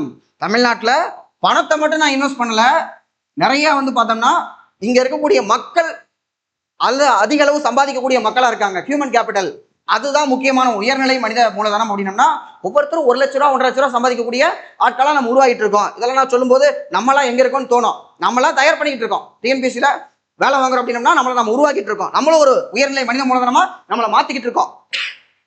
உற்பத்தி மற்றும் சேவைத்துறைக்கான உற்பத்திறன் மிக்க பணியாளர்களை உறுதி செய்துள்ளது. ஸோ இதன் மூலமா நம்ம மேனுஃபேக்சரிங்கும் சர்வீஸ்க்கும் தேவையான பணியாளர்களை வந்து நம்ம உறுதி செய்யறோம் அப்படின்னு சொல்லியிருக்காங்க. ஸோ அப்போ ஹியூமன் ரிசோர்ஸை நம்ம ப்ரொடியூஸ் பண்றோம். அது முக்கியமான ஒரு காரணம். அதை வச்சு தான் நமக்கு என்ன ஆகும், மனித மூலதனம் இருந்தால் தான் தொழில் நடக்கும். அடுத்து மேனுஃபேக்சரிங் உற்பத்தியை பொறுத்த வரைக்கும் என்ன சொல்றாங்கன்னா, பாரம்பரிய மற்றும் நவீன தொழில்துறைகள் ஏற்கனவே இருக்கக்கூடிய ட்ரெடிஷனல் இண்டஸ்ட்ரி இருக்கு, மாடர்ன் இண்டஸ்ட்ரி வந்து இருக்குது, பன்முகப்படுத்தப்பட்ட ஒரு டைவர்சிஃபைடு தொழில்துறை இருக்கு. அப்புறம் ரொம்ப முக்கியமான ஒன்று ஏற்கனவே எக்ஸாம்ல கேட்டது எம்எஸ்எம்இ அப்படிங்கிற எம்எஸ்எம்இ அப்படிங்கிறது கவர்மெண்ட் ஆஃப் இந்தியாவுடைய 2025 பட்ஜெட் டெஃபினேஷன் படி ஒரு 2.5 கோடி இன்வெஸ்ட் பண்றீங்கன்னு வச்சுக்கோங்க, அது வந்து மைக்ரோ. இதுலயே வந்து பார்த்தோம்னா 25 கோடி போடுறீங்க அப்படின்னம்னா மைக்ரோ, அதுக்கு அடுத்து ஸ்மாலு. 125 கோடி இன்வெஸ்ட் பண்றீங்க அப்படின்னம்னா மீடியம். இன்வெஸ்ட்மெண்ட்டை வச்சு நம்ம இப்படி வந்து கிளாசிஃபை பண்றாங்க. இதுலயே வந்து பார்க்கும்போது இந்த பக்கம் 4 மடங்கு பெருக்கிக்கிறீங்க, 500 கோடி டர்ன் வருதுன்னா அது வந்து நமக்கு வந்து மீடியம்ல வருது. இந்த பக்கம் 125 கோடி 100 கோடி இல்லை 100 கோடி நம்ம வந்து இன்வெஸ்ட் பண்றோம் அப்படின்னு பார்த்தோம்னா ஸ்மாலு. ஸோ இதுல 10 கோடி நம்ம வந்து இன்வெஸ்ட் பண்றோம் அப்படின்னு பார்த்தோம்னா அதுக்கு மைக்ரோ. ஸோ அப்போ இன்வெஸ்ட்மெண்ட் அதனுடைய டர்ன் ஓவர் 2.5 கோடி 10 கோடி 25 கோடி 100 கோடி, இது வந்து 100 கோடி 125 கோடி 500 கோடி, இதுக்குள்ள இருக்கிறது தான் மைக்ரோ ஸ்மால் மீடியம். இந்த மாதிரி தமிழ்நாட்டில் 39 லட்சம் மைக்ரோ ஸ்மால் எம்எஸ்எம்இ இருக்கு. இந்தியாவில் நம்ம 3ஆவது இடத்துல இருக்கோம். அப்ப துடிப்பு மிக்க எம்எஸ்எம்இங்கிறான், வைப்ரண்ட் எம்எஸ்எம்இ நம்மள்ட்ட இருக்கு. இந்த எம்எஸ்எம்இ தான் முக்கியமான ஒன்று. ஏன்னா பெரிய தொழிற்சாலைக்கு நிறைய காசு வேணும். எம்எஸ்எம்இக்கு இன்வெஸ்ட்மெண்ட் இவ்வளோ இருந்தாவே போதும். மெயினாக நம்ம வந்து மைக்ரோ நிறைய வச்சிருப்போம், 2.5 கோடிக்குள்ள தான் நம்ம பணம் இருக்கும். அதை இன்வெஸ்ட் பண்ணி நம்ம நிறைய பொருள் உற்பத்தி பண்ணுவோம். இதை வச்சு நம்ம வந்து வளர்ச்சி வந்து அதிகப்படுத்திருக்கோம்னு சொல்றாங்க. அடுத்ததாக தான் இந்த பாயிண்ட் ரெஜிஸ்டர் பண்றாங்க. மேனுஃபேக்சரிங் உற்பத்தி தொழில்துறையானது 14.74 ரியல் கிரவுத் வந்து அடைஞ்சிருக்கு. இது ஆல் இந்தியா ஆவரேஜ் 4.5 3 மடங்கு. இந்தியாவுடைய வளர்ச்சியே எவ்வளவு இருக்கு, 4.5 தான் இருக்குது. தமிழ்நாடு மட்டுமே 14.74 அப்படின்னம்னா 3 மடங்கு. நான் வந்து 3 மடங்கு அதிகம் வளர்ந்துருக்கிறேன். சரி, இன்னொன்று நான் எடுத்து பார்க்குறேன். 4 வருஷத்துல, அதாவது நான் ஒரு தடவை ஏதோ அதிசயமா அற்புதம் பண்ணல, இட்ஸ் நாட் அ மிராக்கிள். நான் எப்போ என்னோட இண்டஸ்ட்ரியல் பாலிசி 2021 போட்டனோ அப்ப இருந்து கன்சிஸ்டண்டா 4 வருஷத்துக்கு 2021 22 24 25 வரைக்குமே ஆவரேஜ் எடுத்து பார்த்தோம்னா 9.38. அப்ப நான் தொடர்ந்து வளர்ந்துகிட்டு இருக்கேன். அப்ப இது வந்து இந்தியாவிலேயே முதலிடம், வேற எந்த ஸ்டேட்டும் பண்ணல. அப்ப ஏன் நான் நம்பர் 1 இருக்கேன்? என்னுடைய மேனுஃபேக்சரிங் பாலிசி, அதை நான் கான்சென்ட்ரேட் பண்ணி தொடர்ந்து 4 வருஷமா நான் கன்சிஸ்டண்டா வளர்ந்துருக்கேன். So that I become number 1 அப்படிங்கிறது என்னுடைய ஒன்று. இது எப்படி இங்க நடந்தது அப்படின்னு கேட்கும்போது அதுக்கு ஒரு விளக்கம் கொடுக்குறாங்க. மேம்பட்ட தொழில்நுட்பங்களின் பயன்பாடு. இந்த ஃபர்ஸ்ட் ரேங்க் வாங்கின பையன் பேட்டி கொடுப்பான் இல்லையா, நான் காலையில் 5 மணிக்கு எந்திரிச்சு படித்தேன், நான் டிவியே பார்த்தது கிடையாது, வாட்ஸ்அப்பே யூஸ் பண்ணதில்லை அப்படிம்பாங்கல்ல. ஸோ அந்த மாதிரியான ஒரு விளக்கம் நமக்கு வந்து இந்த இடத்துல தேவைப்படுது. மேம்பட்ட தொழில்நுட்பம், அட்வான்ஸ்டு டெக்னாலஜி வச்சுருந்தோம் நாங்கள். அப்புறம் அதிக எண்ணிக்கையிலான ஆய்வு, நிறைய ரிசர்ச் நாங்கள் பண்ணியிருக்கோம். அந்த ரிசர்ச் எல்லாம் பண்ணி தான் நம்ம இந்த ஃபேக்ட்ரியிலாம் நாங்கள் இன்வெஸ்ட் பண்ணணும். அடுத்து சென்னை, கோயம்புத்தூர் மற்றும் ஓசூர் தகவல் தொழில்நுட்ப தொகுப்புகள், இந்த இடத்துல வந்து ஐடி பார்க்கெல்லாம் நான் வந்து போட்டிருக்கேன். அங்கே வந்து நிறைய கம்பெனி வந்தாங்க, இன்வெஸ்ட் பண்ணாங்க. ஸோ தட் அதுலேயும் எனக்கு வந்து பெருகி இருக்கு. இது மட்டும் இல்லாம ரொம்ப முக்கியமா என்ன சொல்றோம்னா, சிறப்பு மிக்க அரசு நிர்வாகம் சிறப்பா இருக்கு. ஒழுங்குபடுத்தப்பட்ட தொழிற்சூழல், நான் வந்து பார்த்தோம்னா இந்த ஒரு எக்கோசிஸ்டத்தையே என்ன பண்ணியிருக்கேன், ரெகுலேட் பண்ணி வச்சிருக்கேன். இதனாலதான் எனக்கு வந்து உற்பத்தி வந்து பெருகி இருக்குது. இந்த காரியங்களை மேலும் மேம்படுத்தி உற்பத்தி தேவைகளை நிறைவு செய்வது, நீடித்த முதலீடுகள், இதெல்லாம் பண்ணும்பொழுது எனக்கு சஸ்டெயினா இன்வெஸ்ட்மெண்ட் வந்துகிட்டே இருக்கு. சஸ்டெயின்டா இன்வெஸ்ட்மெண்ட் வந்துகிட்டே இருக்குது. பணத்தை கொண்டு வந்து தமிழ்நாட்டில் கொட்டுறாங்க இன்வெஸ்ட் பண்றதுக்கு. ஃபாரின் டைரக்ட் இன்வெஸ்ட்மெண்ட் வந்துருக்குது, இங்க இருக்கிறவங்களும் இன்வெஸ்ட் பண்றாங்க அப்படின்னு சொல்லி சொல்றோம். அடுத்து இந்தியாவின் உற்பத்தி துறை வேலை வாய்ப்புல இந்தியாவில் வந்து பார்த்தோம்னா மேனுஃபேக்சரிங் செக்டர் அப்படின்னு சொல்லி எடுத்துக்கும் பொழுது தமிழ்நாட்டுடைய கான்ட்ரிபியூஷன் ஃபேக்டரி ஒர்க்கர்ஸ் எவ்வளவுன்னா 15%. 100 பேர் ஃபேக்டரியில வேலை செய்யறானா அதுல 15 பேர் தமிழ்நாட்டுக்காரங்க. அந்த மாதிரியான ஒரு இதை வந்து நம்ம அடைஞ்சிருக்கோம் அப்படின்னு நான் சொல்லல, எக்கனாமிக் சர்வே ஆஃப் இந்தியாவே சொல்லுது 2025-26. அதுலயே வந்து சொல்லியிருக்கிறாங்க தமிழ்நாட்டுடைய கான்ட்ரிபியூஷன் வந்து மேனுஃபேக்சரிங் செக்டர்ல ஃபேக்டரி ஒர்க்கர்ஸ் எவ்வளவு பேர், 100க்கு 15 பேர் தமிழ்நாட்டுக்காரங்க அப்படின்னு சொல்லுது. அடுத்த பாயிண்ட் செக்டர் வைஸ் சொல்லும்பொழுது நான் ஆரம்பிக்கும் போதே சொன்னேன், 3 செக்டர்ஸ் இருக்கும். அதாவது பிரைமரி, செகண்டரி, டெர்ஷரி அப்படின்னு சொல்லுவோம். இதில் பிரைமரியாக இருக்கக்கூடியது அக்ரிகல்ச்சர் அண்ட் அலைடு, செகண்டரியாக இருக்கக்கூடியது உற்பத்தி துறை, தேர்டில் வந்து பார்த்தோம்னா சேவைத்துறை அப்படிம்போம். இதனுடைய செக்டர் வைஸ் கான்ட்ரிபியூஷனில் அக்ரிகல்ச்சர் கம்மியாக இருக்கணும், 13.4%. ஏன்னா அக்ரிகல்ச்சரில் பொறுத்த வரைக்கும் நம்ம எவ்வளோ இன்வெஸ்ட் பண்ணாலும் அதுலேருந்து வரக்கூடிய ரிட்டர்ன் வந்து ஒரு மாதிரி ஃபிக்ஸ்டாக இருக்கும். ஏற்கனவே பசுமை புரட்சிலாம் பண்ணி நம்ம வந்து நிலத்தை வந்து பார்த்தோம்னா அதோடைய கெப்பாசிட்டி அட்டைன் பண்ணிச்சு. இதுக்கு மேலே விளையிறதுக்கு நிலம் தான் அதிகப்படுத்தணும் நம்ம. அடுத்து 2ஆம் நிலை 33, இதுதான் பாருங்க, நமக்கு இண்டஸ்ட்ரியல் பாலிசியில் 30% டார்கெட் வச்சோம் 2021 போடும்போது 33%, 33.1 வந்து நமக்கு கிடைச்சிருக்குது. அடுத்து சேவைத்துறை வந்து பார்த்தோம்னா 53.6. அப்போ இதில் கேள்வி என்ன கேட்பான், நமக்கு எதில் அதிகமான பங்களிப்பு இருக்கு அப்படின்னு கேட்டாங்கன்னா சேவைத்துறையில தான் அதிகமான பங்களிப்பு இருக்கு அப்படிங்கிறது முக்கியமான ஒன்று. அடுத்தது இது இன்னும் அதிகமாச்சு அப்படின்னோம்னா வேலை வாய்ப்பு உருவாகும் அதிகமாகும் அப்படிங்கிறத சொல்லியிருக்கிறாங்க. ஸோ அடுத்த பாயிண்ட் போயிடலாம். அடுத்து சேவைத்துறை மட்டும் தனியாக சொல்லியிருக்கிறாங்க. சர்வீஸ் செக்டரு வலுவான செயல்திறனுடன் 11.3 அப்படிங்கிற டபுள் டிஜிட் growth வந்து நான் அட்டைன் பண்ணியிருக்கிறேன். ஸோ 10 தாண்டிச்சு, 9 தாண்டிச்சுன்னா டபுள் டிஜிட், அது ஒரு பெருமை நமக்கு. இதில் என்னென்ன இருக்கு அப்படிங்கிறாங்க. மனை வணிகம், ரியல் எஸ்டேட். ஸோ ரியல் எஸ்டேட்னா இது ஒரு இடம் இருக்கு, அந்த இடத்த ஒருத்தர் வாங்குறாரு, இன்னொருத்தர் வாங்குறாரு, வித்துக்கிட்டே இருக்காங்க எப்படின்னம்னா அது சர்வீஸ் தான். அந்த இடத்துல வீடு கட்டுறாங்கன்னா அது கன்ஸ்ட்ரக்ஷன். அது வந்து எங்கே வந்துடும்னா மேனுஃபேக்சரிங்கில் வந்துடும். இப்போ நம்ம வந்து அரிசி இருக்குன்னா அரிசியை நெல்லாவே தான் விளையும், அரிசியாக விளையாது. அப்போ நெல் அரிசி லெவலில் நம்ம வாங்குறவங்க இருக்கோம். ஆனால் அதே அரிசியை ஹோட்டலில் போய் தோசையாக சாப்பிட்றவங்களும் இருக்கோம்ல. அப்போ நமக்கு ஃபைனலாக என்ன இடத்துக்கு வருது, அப்போ ஒவ்வொரு பொருளுமே அது வந்து பிரைமரியை தாண்டி செகண்டரியை தாண்டி சர்வீஸாகவும் வந்து வரும். அப்போ பல இதுக்குள்ளே வந்து நமக்கு வந்து இன்வால்வ் ஆகி நமக்கு வரும்.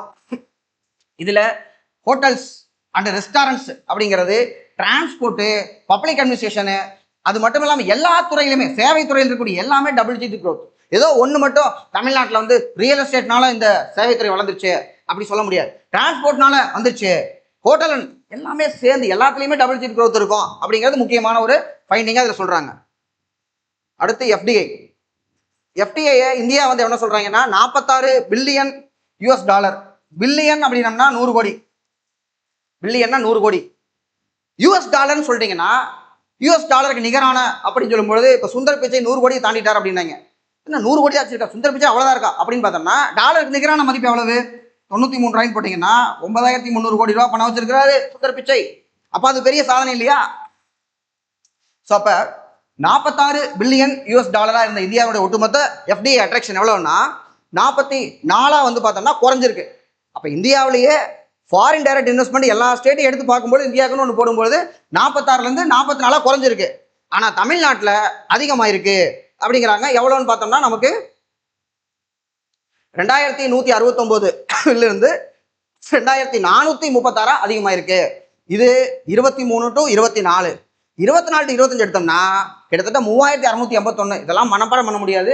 ஜென்ரலாக நீங்கள் இதில் என்ன தெரிஞ்சு வச்சுக்கணும், ஃபாரின் டைரக்ட் இன்வெஸ்ட்மெண்ட்டு இந்தியாவுக்கு குறைஞ்சிருக்கு, தமிழ்நாட்டுக்கு அதிகமாயிருக்கு. இவ்வளோதான் நம்ம இதில் கூடிய லாஜிக்கு நம்ம தெரிஞ்சுக்க வேண்டியது. அடுத்து மற்றொரு பக்கம் தேவையை பொறுத்த வரைக்கும் இந்த இதில் என்ன சொல்கிறாங்கன்னா டிமாண்டை பொறுத்த வரைக்கும் நம்ம என்னன்னா நம்ம நிறைய பொருள் வாங்குறோம், அதான் டிமாண்டு.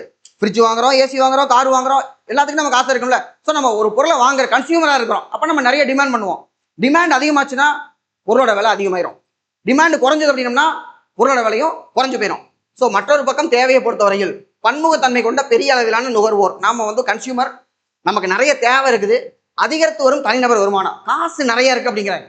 தனிநபர் வருமானம், காசு கையில் இருந்தால் நம்ம சும்மா இருக்க மாட்டோம், இது யாரும் ஒன்று வாங்கி ஆகணுமே அப்படின்னு இருக்கோம்ல. அப்போ அதிகரித்து வரும் தனிநபர் வருமானம். அப்புறம் விரைவான நகரமயமாதல், அர்பனைசேஷன். கிராமமாக இருக்க வரைக்கும் நமக்கு அங்கே தேவை குறைவாக இருக்கு, கொஞ்சம் அர்பனைஸ்டாக அது மாறும்பொழுது நம்ம நிறைய பக்கத்து வீட்டை பார்ப்போம், வீட்டுக்கு ஒரு சோஃபா இருந்தால் நல்லா இருக்கும், டிவி இருந்தால் நல்லா இருக்கும், ஃப்ரிட்ஜ், சில விஷயங்கள்லாம் அத்தியாவசியமாகவே நமக்கு வந்து மாறிடுச்சு. ஒரு காலத்தில் ஆடம்பரமாக பார்க்கப்பட்டதெல்லாமே இப்போ அத்தியாவசியமாக நமக்கு இருக்கு. அடுத்து உற்பத்தி, மோட்டார் வாகனங்கள், மின்னணு சாதனங்கள், புதுப்பிக்கத்தக்க ஆற்றல் ஆகிய துறைகளில் தனியார் முதலீடுகளால் உருவாகியுள்ள வலுவான முதலீட்டு தேவைக்கு உகந்த வணிக சூழல், நல்ல ஒரு வணிக சூழல் இருக்கு. முற்போக்கான தொழில் கொள்கை, ஏற்கனவே பார்த்து இண்டஸ்ட்ரியல் பாலிசி நம்ம வந்து வச்சிருக்கிறோம். அடுத்து உட்கட்டமைப்பு, கல்வி, சுகாதாரம், சமூக நல திட்டங்களுக்கான அரசின் செலவினங்களால் ஒட்டுமொத்த தேவையும் அதிகரிக்கிறது. அதாவது அரசாங்கமே என்ன பண்றாங்கன்னா நிறைய வந்து செலவு பண்றாங்க. அப்ப அரசு பணத்தை வந்து நம்ம வந்து கொடுக்கும் பொழுது கல்விக்காக நான் அவ்வளவு செலவு பண்றேன்னா, ஒரு கட்டடம் கட்டுறேன்னு வச்சுக்கோங்க ஸ்கூலுக்கு, அதை கட்டித்தரது யாரா இருப்பாரு, ஒரு கான்ட்ராக்டர் இருக்கார் அப்படின்னம்னா நமக்கு அதுக்கான அப்போ ஒரு டிமாண்ட் வந்து கூடுதல. அரசு செலவு பண்ற பணம் 4,67,000 கோடி எங்க போகுது? தமிழ்நாட்டுக்குள்ள தானே வருது. அப்ப அதுவும் வந்து பார்த்தோம்னா டிமாண்ட் அதிகமா இருக்கு ஒரு காரணம் அப்படின்னு சொல்லி சொல்றாங்க. அடுத்தது தமிழ்நாட்டினுடைய ஏற்றுமதி எக்ஸ்போர்ட்டோட பெர்ஃபார்மன்ஸ். எக்ஸ்போர்ட்ல நம்ம தனித்தனியாவே கூட பார்க்கணும். எதுல எல்லாம் ஃபர்ஸ்டா இருக்கிறோம்? மின்னணு சாதனங்கள், ஜவுளி, தோல் பொருட்கள். அதுல நம்ம தோல் பொருட்கள்ல வந்து பார்த்தோம்னா ஆம்பூர் முக்கியமான ஒரு பிளேஸ். வேலூர், ஆம்பூர் அப்படிங்கிறது முக்கியமான ஒண்ணு. மின்னணு சாதனங்கள் வந்து பார்த்தோம்னா ஸ்ரீபெரும்புதூர் வந்து சொல்றாங்க. ஜவுளி நம்ம கோயம்புத்தூர், திருப்பூர், கரூர் இந்த மாதிரி ஏரியால ஜவுளி வந்து பார்த்தோம். இது எல்லாத்துலயும் நம்ம வந்து பார்த்தோம்னா முதலிடத்துல இருக்கிறோம், நம்பர் 1. அடுத்து என்ஜினியரிங் ஐட்டம், பொறியியல் இயந்திரங்கள் ஏற்றுமதியில செகண்ட் பிளேஸ்ல வந்து நம்ம இருக்கிறோம். இந்தியாவின் டெட்ராய்டு என்று அழைக்கப்படும் தமிழ்நாடு. தமிழ்நாட்டை இந்தியாவின் டெட்ராய்டு அப்படின்றாங்க. டெட்ராய்ட்னா அமெரிக்காவில் இருக்கக்கூடிய ஒரு பிளேஸ். அங்கதான் வந்து வாகனங்கள் அதிகம் உற்பத்தி செய்யப்படும். அப்ப நம்ம தமிழ்நாட்டுல எல்லா பக்கமே உற்பத்தி செய்யறோம். முன்னாடி வந்து சென்னை மட்டும்தான். இப்ப தமிழ்நாட்டையே என்ன சொல்றாங்க? தமிழ்நாடு மோட்டார் வாகன உற்பத்தியின் முக்கிய மையமாக திகழ்கிறது. தூத்துக்குடி விம்பாஸ்ட் வியட்நாம் நாட்டு கம்பெனி முக்கியமான ஒரு ஃபேக்ட். அடுத்து 2020-21 கோவிட் பீரியட் 26.15 பில்லியன் அமெரிக்க டாலராக இருந்த வணிக பொருள் ஏற்றுமதி எக்ஸ்போர்ட்டு 52.7 பில்லியன் அப்படிங்கிற மாதிரி அதிகமாயிருக்கு அப்படிங்கிறாங்க. கிட்டத்தட்ட 2 மடங்கு எக்ஸ்போர்ட் வந்து அதிகமாயிருக்கு. அடுத்து இது எதை சொல்லுது? இது தமிழ்நாட்டின் வளர்ந்து வரும் உலகளாவிய போட்டித்திறனையும், இங்க நான் உற்பத்தி பண்றத வேர்ல்டுல பல கண்ட்ரி வாங்கிட்டு போறேன், அந்த அளவுக்கு நான் வந்து டெவலப் ஆயிட்டு இருக்கோம் அப்படிங்கிறத நம்ம சொல்றோம். அடுத்து சந்தைசார் தேவைகள். மார்க்கெட் டிமாண்ட் மட்டும் இல்லாம அது ஒரு ஷார்ட் டேர்மா இல்லாம மனித மூலதனம், ஹியூமன் கேபிட்டல். இங்க இருக்கிற ஒவ்வொருத்தருமே நம்ம நல்லா வெல் எஜுகேட்டட், நம்மகிட்ட ஸ்கில் இருக்கு. ஸோ மனித மூலதனம், அப்புறம் இங்க இருக்கக்கூடிய உட்கடம் இன்ஃப்ராஸ்ட்ரக்சர், இங்க இருக்கக்கூடிய நிறுவனங்களுடைய தரம், குவாலிட்டி ஆஃப் த இன்ஸ்டிடியூஷன், இது எல்லாத்தையுமே வந்து பார்த்தோம்னா அளிப்புத்திறன் சப்ளைல வந்து பார்த்தோம்னா தமிழ்நாட்டுடைய நீண்டகால வளர்ச்சி, லாங் டேர்ம் பெனிஃபிட் அப்படிங்கிறது இதுல தான் இருக்கு. இதுல தான் நம்ம இன்வெஸ்ட் பண்ணி வச்சிருக்கிறோம். இப்போ இந்த வலுவான அடித்தளம் உலக அளவிலான நிச்சயமற்ற காலகட்டத்தில் கூட வேர்ல்டே வந்து பார்த்தோம்னா 3.3 அவ்வளவுதான் க்ரோ ஆயிட்டு இருக்கு. இந்தியா 6.5 7.4 தான் பேசிட்டு இருக்கோம். நாம டபுள் டிஜிட்டுக்கு போலையா? அதுக்கெல்லாம் காரணம் என்ன? எங்கிட்ட இருக்க இன்ஃப்ராஸ்ட்ரக்சர். இதுக்கு தான் கேட்பா, எதுக்கு எதை வச்சு போகுதுன்னு. ஹியூமன் கேபிட்டல், அப்புறம் குவாலிட்டி ஆஃப் த இன்ஸ்டிடியூஷன், இதெல்லாம் காரணம் அப்படின்னு சொல்றாங்க. அடுத்தது தனிநபர் வருமானம். தனிநபர் வருமானத்தை பொறுத்த வரைக்கும் நாம 3வது இடத்துல இருக்கோம். அது முக்கியமான ஒண்ணு. இந்த தனிநபர் வருமானம்ங்கிறது இங்கிலீஷ்ல பெர் கேபிட்டா இன்கம் அப்படின்னு சொல்லி போட்டிருக்காங்க. அப்படின்னா பர்சனல் இன்கம் கிடையாது, பெர் கேபிட்டா வந்து தலா வருமானம் பயன்படுத்துவாங்க. தலா வருமானம், தனிநபர் வருமானம் ரெண்டையும் சேர்த்து பயன்படுத்துறாங்க. இங்க இவங்க சொல்ற கான்செப்ட் என்ன அப்படின்னு பார்த்தோம்னா, நம்மள்ட்ட இருக்கக்கூடிய அந்த ஒரு அப்சல்யூட் வேல்யூ இருக்குல்ல, அதாவது ஒரு பெரிய ஒரு நம்பர் இருக்கு, 1 லட்சம் கோடி இருக்கு, 2 லட்சம் கோடி இருக்குன்னா டிவைடட் பை பாப்புலேஷன், அதுதான் இந்த பெர் கேபிட்டா இன்கம் அப்படிங்கிறது. ஒரு வீட்டில் 4 பேர் இருக்காங்கன்னா ஒருத்தர் தான் வேலை செய்யறாருன்னா அந்த ஒருத்தருடைய சம்பளம் 1 லட்சம் ரூபாய்ன்னு வச்சுக்கோங்க. அப்ப நம்ம 4ஆ பிரிச்சு 25,000 ரூபாய் தலைக்குன்னு நம்ம கொடுக்க மாட்டோம். ஆனா நம்ம என்ன சொல்றோம்? இந்த குடும்பத்தினுடைய தலா வருமானம் 25,000 ரூபாய். அப்படிப்பட்டதான். ஏன்னா நமக்கே ஷாக் ஆகும். தலா வருமானம் அப்படின்னம்னா ஒவ்வொரு தலைக்கும் 3,62,000 ரூபாய் நமக்கு வந்து கிடைக்குதுன்னு, நமக்கு எங்கடா 3,62,000 வரலையே அப்படின்னு நம்ம வந்து யோசிப்போம். அம்பானியோட வருமானம் வந்து பார்த்தோம்னா கல்யாணம் 5,000 கோடி செலவு பண்றாங்க. அப்ப எத்தனை லட்சம் கோடி வச்சிருப்பாங்க? அம்பானியோட சொத்து, அதானியோட சொத்து, எல்லா சொத்தையும் சேர்த்து தான் நம்ம டிவைட் பண்ணுவாங்க. அவங்க சொத்தை நம்ம கொடுக்க போறாங்க. அதே மாதிரி தான் இப்ப இந்த 40 லட்சம் கோடி தமிழ்நாட்டோடது எல்லாருமே பங்கெடுத்திருக்க மாட்டோம். அதுல கொஞ்சம் பேர் தான் இருக்காங்க அப்படின்னம்னா அந்த கொஞ்சம் பேர்த்தோட நமக்கு வராது. பட் ஆனா நம்ம டிவைடட் பை பாப்புலேஷன் போட்டா ஓரளவுக்கு இந்த பணம்லாம் இங்க வரும் பொழுது மக்கள் வந்து கொஞ்சம் நல்லா இருக்காங்க அப்படின்னு சொல்லிக்கிறதுக்காக தான் இந்த தலா வருமானம் பெர் கேபிட்டா இன்கம் எடுத்துக்கிறது. ஸோ அது வந்து பார்த்தோம்னா நாட்டில் நம்ம வந்து 3வது இடம். இது நேஷனல் ஆவரேஜ், தேசிய சராசரியை விட 1.77 மடங்கு அதிகமா இருக்கு. இது ஒரு முக்கியமான ஒண்ணு, பொட்டன்ஷியல் கொஸ்டின் இது.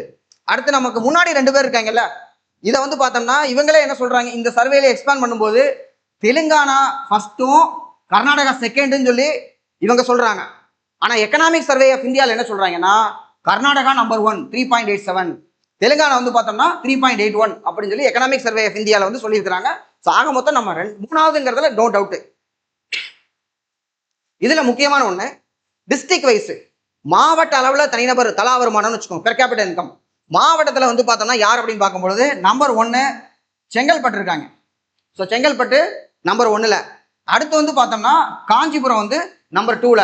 இந்த செங்கல்பட்டுங்கிறது வந்து பார்த்தோம்னா கிட்டத்தட்ட 7 லட்சம் ரூபாய்க்கு மேல. அடுத்து காஞ்சிபுரம், சென்னை. ஸோ சிகேசி அப்படின்னு சொல்லி ஞாபகம் வச்சுக்கோங்க. கடைசியா யார் இருக்காங்க அப்படின்னு பார்த்தோம்னா கடைசியா இருக்கக்கூடியது திருவாரூர் வந்து கடைசியா இருக்காங்க. திருவாரூருக்கு மேல பெரம்பலூர் இருக்கு, பெரம்பலூருக்கு மேல விழுப்புரம் இருக்கு. ஸோ தலா வருமானத்துல முதல் 3 பேருன்னு பார்த்தோம்னா செங்கல்பட்டு, காஞ்சிபுரம், சென்னை. இதுல நம்ம வந்து கடைசி 3 பேருன்னு பார்த்தோம்னா திருவாரூர், பெரம்பலூர், விழுப்புரம். District wise. இதுல இன்னொரு இடத்துல ஒரு ஃபேக்ட் சொல்லுவாங்க, கிட்டத்தட்ட சில மாவட்டங்களுடைய தலா வருமானம் மாநிலங்கள் அந்த ஹரியானாவோட தெலுங்கானாவோட அதிகமா இருக்கு அப்படிங்கிற ஒரு ஃபேக்டர் சொல்லியிருக்கிறாங்க. ஸோ மற்ற மாநிலங்களில் குறிப்பிட்ட ஒரு பெருநகரத்தில் பொருளாதாரம் குவிந்துள்ளது. இது ஒரு முக்கியமான பாயிண்ட் சொல்லியிருக்கிறேன். அதாவது மற்ற ஸ்டேட்லாம் ஒரு டிஸ்ட்ரிக்ட் தான் வளர்ந்துருக்கும். தமிழ்நாட்டில் எல்லா டிஸ்ட்ரிக்ட்லுமே ஏதாவது ஒன்று இருக்கும். அதுக்கு என்ன சொல்றாங்க? கோயம்புத்தூர், மதுரை, திருப்பூர், திருச்சிராப்பள்ளி, சேலம் முதலிய நகரங்கள் தமிழ்நாட்டின் பொருளாதார வளர்ச்சிக்கு குறிப்பிடத்தக்க பங்களிப்பை வழங்கி நகர ஊரக இடைவெளியை குறைப்பதற்கு, அதாவது கிராமப்புறம் நகர்ப்புறம் அப்படிங்கிற இடைவெளி இல்லாம எல்லா பக்கம் வளர்ந்துருக்கு அப்படிங்கிறாங்க. அடுத்து ஒவ்வொரு மாவட்டமும் தற்போது ஒன்று அல்லது அதற்கு மேற்பட்ட தொழில் வழித்தடங்கள் ஒரு இண்டஸ்ட்ரியல் காரனோட இணைஞ்சிருக்கு. இந்தியாவிலேயே இந்த மாதிரியான ஒரு விரிவான தொழில்துறை ஒருங்கிணைப்பு ஒரே மாநிலம் தமிழ்நாடு மட்டும்தான் அப்படின்னு அடுத்து சொல்லப்படுகிறது இந்த பாயிண்ட்ல. அடுத்து மாவட்ட வாரியான தனிநபர் வருமானம் இப்பதான் நான் சொன்னேன். செங்கல்பட்டு, காஞ்சிபுரம், சென்னை முதல் 3 பேரா இருக்கிறாங்க. ஸோ வருமான தரவுகள், நகரமயமாதல், தொழில்துறை மேம்பாடு, நிலவியல் சாதக சூழல், இதனால 8 மாவட்டங்களுடைய தனிநபர் வருமானம் எதாவது அதிகமா இருக்குன்னு பார்த்தோம்னா தெலுங்கானா, கர்நாடகா நம்பர் 2 இருக்கு. இந்த 2 பேர் இருக்காங்கல்ல, அதோட சேர்த்து ஹரியானா, இவங்களை விட நம்ம அதிகமா இருக்கும் அப்படிங்கிறாங்க. அப்ப இந்த 8 மாவட்டத்தை மட்டும் வச்சுக்கிட்டு மற்ற மாவட்டத்தெல்லாம் கழிச்சு விட்டோம்னா தமிழ்நாடு உலகத்திலேயே பெரியதா இருக்கு. பட் அப்படி நம்ம முடியாது. சமச்சீரா நம்ம வளரணும், அதான் முக்கியமான ஒண்ணு. குறிப்பாக 38 மாவட்டத்துல 32 மாவட்டங்களின் தனிநபர் வருமானம் தேசிய சராசரியை விட அதிகமா இருக்கு அப்படிங்கிறாங்க. அடுத்து பெருமளவில் தொழில்மயமான நம்ம டார்கெட் 2030 $1 trillion. $1 trillion அப்படின்னா 1 லட்சம் கோடி. US டாலர்னா இன்னைக்கு 93. அப்ப 93 லட்சம் கோடியை நம்ம வந்து டார்கெட் வச்சிருக்கிறோம். இந்த வருஷம் நம்ம எவ்வளவு எஸ்டிமேட் பண்ணிருக்கிறோம்? ஏற்கனவே 31 லட்சம் கோடி வந்துட்டோம். இந்த வருஷம் நம்ம 40 லட்சம் கோடி. 40 லட்சம் கோடி நம்ம அடைஞ்சிருவோம்னு வச்சுக்கோங்க. ஸோ 40 லட்சம் கோடியில இருந்து 2030க்குள்ள அன்னைக்கு டாலருடைய மதிப்பு வீக் ஆகி, அதாவது டாலருடைய மதிப்பு இன்னும் அதிகமாகி இந்தியன் ரூபி குறைஞ்சு போய் 100 ரூபா வந்துருதுன்னு கூட வச்சுக்குவோம். கொஞ்சம் நெகட்டிவா இருக்கு, இருக்கட்டுமே. அப்படித்தானே போயிட்டு இருக்கு. டாலர் எங்க குறைஞ்சிருக்கு? அதிகமாயிட்டே தான் போகுது. தங்க விலையும் டாலரும் குறைஞ்சாத சரித்திரமே இல்லை, அதிகமாயிட்டே தான் போயிட்டு இருக்கு. ஸோ அப்ப அப்படின்னு பார்த்தா கூட நமக்கு எவ்வளவு தேவைப்படுது? இன்னும் ஒரு 60 லட்சம் கோடி நம்ம வந்து வளரணும். ஆனா இப்ப தாவேகா தலைவர் தன்னுடைய தேர்தல் அறிக்கையில் என்ன சொல்லியிருக்கிறாருன்னா 2036ல $1.5 trillion அப்படிங்கிறாரு. அதாவது இப்ப 2030ல நம்ம ஒரு டார்கெட் வச்சிருக்கோம்ல, அதுக்கு நம்ம 60 லட்சம் கோடி ஆட் பண்ணிடுவோம். அதான் நம்ம டார்கெட் ஆல்ரெடி இருக்கிறது. இதை நம்ம அடைய போறதுக்கு என்ன டார்கெட் வச்சிருக்கிறோம்? 4 வருஷம். 4 வருஷத்துல 60 லட்சம் கோடி சம்பாதிக்க போற மாநிலம் அதுக்கப்புறம் அங்கிட்ட 6 வருஷம் எடுத்துக்குமா? எதுக்கு? ஒரு 50 லட்சம் கோடி ஆட் பண்றதுக்கு. அப்படின்னா டார்கெட் வந்து கம்மியா இருக்கு. இதுல என்னன்னா அரித்மெட்டிக் இல்ல இதுல இருக்கிறது. நம்மளே இப்ப டிஎன்பிஎஸ்சி படிக்கிறோம். மொதல் பக்கம் படிக்கும்போது ஒரு கணக்கு போடுவீங்க, 1 மணி நேரம் ஆயிடுச்சு அப்படின்னு சொல்லிட்டு. அதுக்கப்புறம் 2வது பக்கத்துக்கு 1 மணி நேரம். அப்ப இந்த மொத்த புக்கையும் படிக்கிறதுக்கு இத்தனை மணி நேரம் ஆகும். ஆனா அப்படியே அது ஒர்க் ஆகுது இல்லையே. ஆரம்பிக்கும் போது அப்படியே டல்லா இருக்கும். போக போக போக போக போக விறுவிறுப்பாகி ஒரு நாளைக்கு ஒரு 60 பக்கம் படிக்கிற அளவுக்கு நம்ம ஒரு ஆளா மாறிடுவோம். அதே ரிவிஷன் பண்ணும்போது நம்ம ஸ்பீட் அதிகமாகல. அது மாதிரி நமக்கு 27 லட்சம் கோடி இருந்தது, 31 லட்சம் கோடி. இது 40 லட்சம் கோடி ஆக போகுதுன்னு நம்ம சொல்றோம். அப்பனா 40 60 ஆகும், 60 80 ஆகும் சொல்லி நம்ம கிடைக்கிற பணத்தை திரும்ப இன்வெஸ்ட் பண்ணி பெருக்கிட்டே தானே போயிட்டு இருப்போம். ஸோ நம்ம இன்னும் சீக்கிரமா வளருவோம் அப்படிங்கிறது முக்கியமான ஒண்ணு. அதான் இங்க டார்கெட்ல சொல்லியிருக்காங்க. அதுக்கடுத்து பணவீக்கத்துக்கு வந்துட்டாங்க. பணவீக்கம் வந்து பார்த்தோம்னா உலக அளவிலான குளோபல் லெவல்ல 6.6 இருந்தது 23ல. அது 24ல 5.8 வந்து குறைஞ்சிருக்கு அப்படிங்கிறாங்க. அடுத்து இந்தியாவுக்கு வந்து சொல்லும் பொழுது ரீட்டைல்னா நம்ம கடையில வாங்குற பொருட்கள், சில்லறையா வாங்கக்கூடிய பொருட்கள் 23-24ல 5.5ல இருந்து 4.6 குறைஞ்சிருக்குங்க அப்படிங்கிறாங்க. அதுவும் 2025-26ல டிசம்பர் வரைக்கும் எடுத்ததுல ரொம்ப குறைஞ்சு போய் இன்ஃபிளேஷன் 1.7 வரைக்கும் வந்துருச்சு அப்படிங்கிறாங்க. பணவீக்கமே இல்லை, நம்ம விலைவாசியே ஏறல அப்படிங்கிறது சர்வேயோட ஃபைண்டிங்.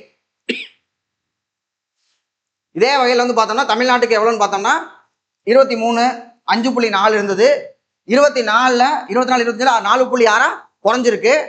இந்த டிசம்பர் வரைக்கும் நான் எடுத்து பார்த்தேன். அவங்களுக்கு 1.7 சொல்லலாமா? நமக்கு வந்து பார்த்தோம்னா எவ்வளோ இருக்கு? 2.3. அப்போ இந்தியாவில் இருக்கக்கூடிய இன்ஃபிளேஷன் ஜென்ரலாக இருக்கிறத விட தமிழ்நாட்டில் கொஞ்சம் அதிகமாக இருக்கு. 100 ரூபாய்க்கு வாங்கின பொருளை நான் 102 ரூபா 30 பைசா கொடுத்து வாங்கிட்டு இருக்கேன். இதான் பணவீக்கம் அப்படிங்கிறது. ஸோ குறைஞ்சிருக்கு அப்படிங்கிறாங்க முன்னாடி இருந்ததை விட. இப்போ ஒரு ஜென்ரலாக எடுத்து பார்க்கும்போது 2020-21ல இருந்து கோவிட் பீரியட்ல இருந்து 24-25 வரைக்கும் நீண்ட காலத்திற்கு தமிழ்நாடு இந்தியா ரெண்டுலையுமே சராசரி பணவீக்கம் 5.7 இருந்திருக்கு. இந்தியாவோட பணவீக்கம் எவ்வளவோ அதுதான் தமிழ்நாட்டோட பணவீக்கமாக இருந்திருக்கு அப்படிங்கிறேன். அதுக்கப்புறம் இன்னொரு ஃபேக்ட் சொல்றாங்க, 18 முதன்மை மாநிலத்தை நான் எடுத்துக்கிறேன் 24 25ல, அதுல தமிழ்நாடு 10வது இடத்தில் இருக்கிறது அப்படின்னு ஒரு ஃபேக்ட் கொடுத்துருக்காங்க. டிஎன்பிஎஸ்சி கொஸ்டின் எடுக்கிறாங்க, இதெல்லாம் எதையுமே பார்க்க மாட்டாங்க, சும்மா அந்த லைனை கட் பண்ணி வச்சுருவாங்க. 18 முதன்மை மாநிலங்களில் எத்தனாவது இடம், 10வது இடம் அப்படிங்கிறத எடுத்து வச்சிடலாம். அடுத்து 5.2% இருந்த தமிழ்நாடு நகர்ப்புற அர்பன் இன்ஃப்ளேஷன் இது கேட்டிருக்காங்க. முக்கியமான ஒண்ணு, நகர்ப்புற பணவீக்க வீதம் எங்க தமிழ்நாட்டுக்கு வந்து பார்த்தோம்னா 23-24ல 5.2 வந்திருக்கு. அது அப்படியே திருப்பி போட்டா 2.5 குறைஞ்சிருக்கு அப்படிங்கிறாங்க. அதே நேரத்தில் கிராமப்புறத்துல நகர்ப்புறத்துல தானே விலைவாசி அதிகமா இருக்கும், கிராமப்புறத்துல கொஞ்சம் கம்மியா இருக்கும். அப்படின்னா எவ்வளவு கம்மியா இருக்கு, அங்க 2.5 இங்க 2.1 வந்து குறைஞ்சிருக்கு அப்படிங்கிறாங்க. ஸோ நகர்ப்புறத்துக்கு 2.5, கிராமப்புறத்துக்கு 2.1. அப்படின்னா 100 ரூபாய்க்கு வாங்குற பொருளை 102 ரூபா 50 காசுக்கு வாங்குறேன், இங்க 100 ரூபாய்க்கு வாங்குற பொருளை 102 ரூபா 10 பைசாக்கு வாங்குறேன். அதான் இந்த பர்சன்டேஜுக்கான மீனிங். நகர்ப்புற பணவீக்க வீதம் மாநிலத்தின் ஒட்டுமொத்த பணவீக்கத்திற்கும் முக்கிய காரணியா இருக்கு. மாநிலத்திற்குரிய பணவீக்கத்துக்கு இந்த நகர்ப்புறத்தில் இருக்கிறதா வந்து கான்ட்ரிபியூட் பண்ணுது அப்படிங்கிறாங்க. அதுக்கப்புறம் பார்த்தோம்னா உணவுப் பொருளை பணவீக்கம் மைனஸ்ல இருக்குங்கிறாங்க. அரிசி பருப்பு விலையெல்லாம் ஏறவே இல்லையா, அதெல்லாம் மைனஸ்ல இருக்கான் அப்படின்னு உணவு பணவீக்கம் வந்து சொல்லுவாங்க. ஆனா இந்த ட்ரெஸ் செருப்பு எல்லாம் பார்த்தோம்னா கொஞ்சம் 1.3 அப்படின்னு கொஞ்சம் விலையேறி இருக்கான். தெரியல இவங்க எந்த கடையில் வாங்கினாங்கன்னு தெரியல, விசாரிக்கணும்.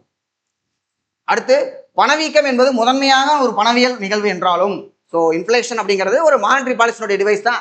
என்ன சொல்ல வர்றாங்க, பணவீக்கத்துக்கும் நாங்களும் பொறுப்பு இல்லப்பா, அரசாங்கத்துக்கு பணவீக்கத்துக்கு என்ன பொறுப்பு இருக்கு, பிஸ்கல் பாலிசி எங்கிட்ட இருக்கு, நான் தான் பட்ஜெட் போற மேனேஜ் பண்றேன், மானிட்டரி பாலிசி ரிசர்வ் பேங்க் கையில் இருக்குது, அவன் நோட் அதிகமாக அடிச்சு கொடுத்தான்னா நான் என்ன பண்றது அப்படின்னா கூட நாங்கள் அப்படி விடுறதில்ல.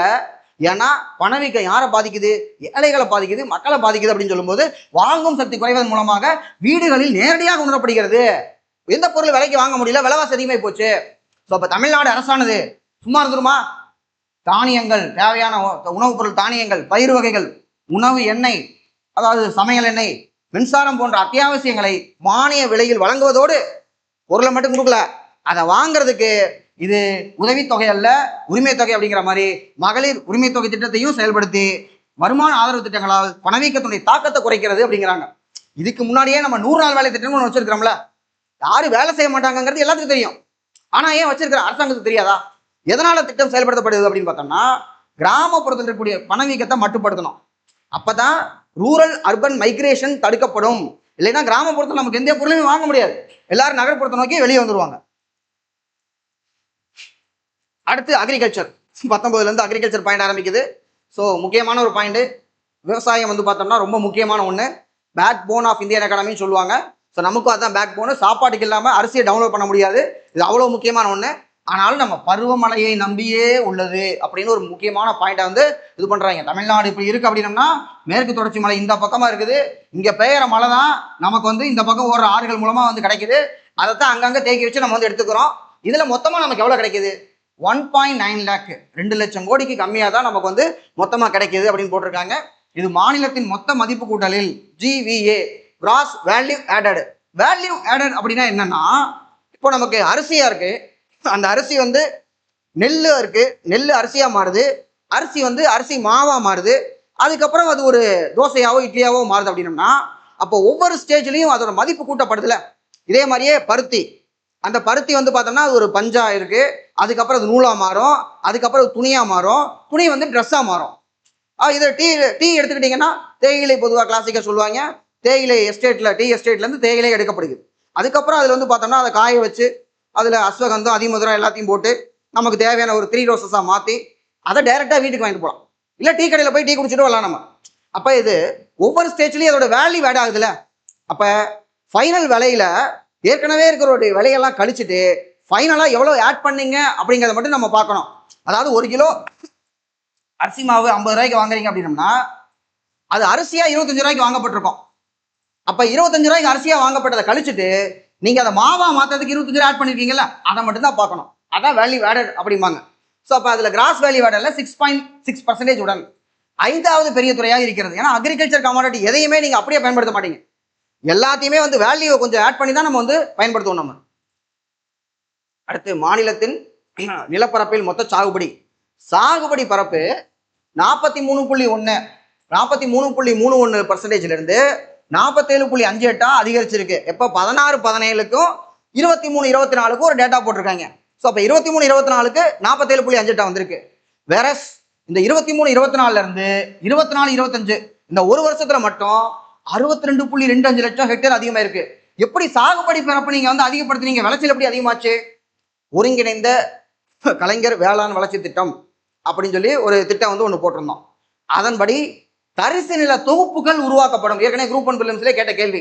ஸோ அப்போ அந்த ஒருங்கிணைந்த வேளாண் வளர்ச்சி திட்டத்தின் மூலமாக தரிசு நில தொகுப்புகள் உருவாக்கி அங்க நீர்வள ஆதாரத்தை பெருக்கி அதுக்கு வந்து நீங்க சூரிய மின்சாரமோ இல்லை வந்து கரண்டோ ஏதோ ஒன்று கொடுத்து தண்ணி எடுத்து அதன் மூலமா நம்ம வந்து காய்கறிகள் நடவு செய்யலாம் அப்படிங்கிற ஒரு கான்செப்ட் நம்ம வந்து பண்ணோம். ஸோ தட் விளைச்சல் நிலம் தமிழ்நாட்டில் அதிகப்படுத்தப்பட்டிருக்கு. ஒரு முக்கியமான பாயிண்ட், இது நம்ப மாட்டோம், பட் உண்மை. அடுத்து தமிழ்நாடு 24-25 வேளாண் உற்பத்தியில் குறிப்பிடத்தக்க சாதனை. இதை வந்து இந்த மாதிரி பார்த்தாங்கன்னா உடனே இவங்களுக்கு தோணும், 7 வருஷம் போடலாமா, 2 வருஷம் போடலாமான்னு யோசிப்பாங்க. ஸோ கேழ்வரகு ராகின்னு போடுவாங்க இங்கிலீஷ்ல. கேழ்வரகு கரும்பு விளைச்சலில் முதலிடம். இதை என்ன சொல்றாங்கன்னா ஈல்டு பெர் ஹெக்டேர்னு போட்டிருக்கான். விளைச்சல்லாம் ஓவராலா நமக்கு விளைஞ்ச அந்த குவான்டிட்டியில சொல்லல, ஒரு ஹெக்டருக்கு எவ்வளவு விளையும் அப்படிங்கிறதுல நம்ம கேழ்வரகு மற்றும் கரும்புல நம்பர் 1ல இருக்கிறோமா. அடுத்து எண்ணெய் வித்துக்களில் 2ஆம் இடம். ஆயில் சீட்ஸ்ல நமக்கு வந்து நிலக்கடலை, அப்புறம் வந்து பார்த்தோம்னா சூரியகாந்தி, அந்த மாதிரி எண்ணெய் வித்துக்கள்ல நம்ம 2ஆவது இடம். நிலக்கடலையில மட்டும் 3ஆவது இடம் அப்படிங்கிறாங்க. ஸோ எண்ணெய் வித்துக்கள்னு தனியா போட்டு 2ஆவது இடமும், நிலக்கடலை மட்டும் 3ஆவது இடத்துலையும் போட்டிருக்காங்க. அப்புறம் வாழை சாகுபடி இந்திய பொருளாதார ஆய்வறிக்கை வந்து பார்த்தோம்னா இது ஒரு சாதனைனே சொல்றாங்களா, ஹார்டிகல்ச்சர் ப்ராடக்ட்ல சாதனையே சொல்றாங்க. தேசிய வாழைப்பழ ஆராய்ச்சி மையம் எங்க இருக்கு அப்படிங்கிறத கமெண்ட்ல போடுங்க.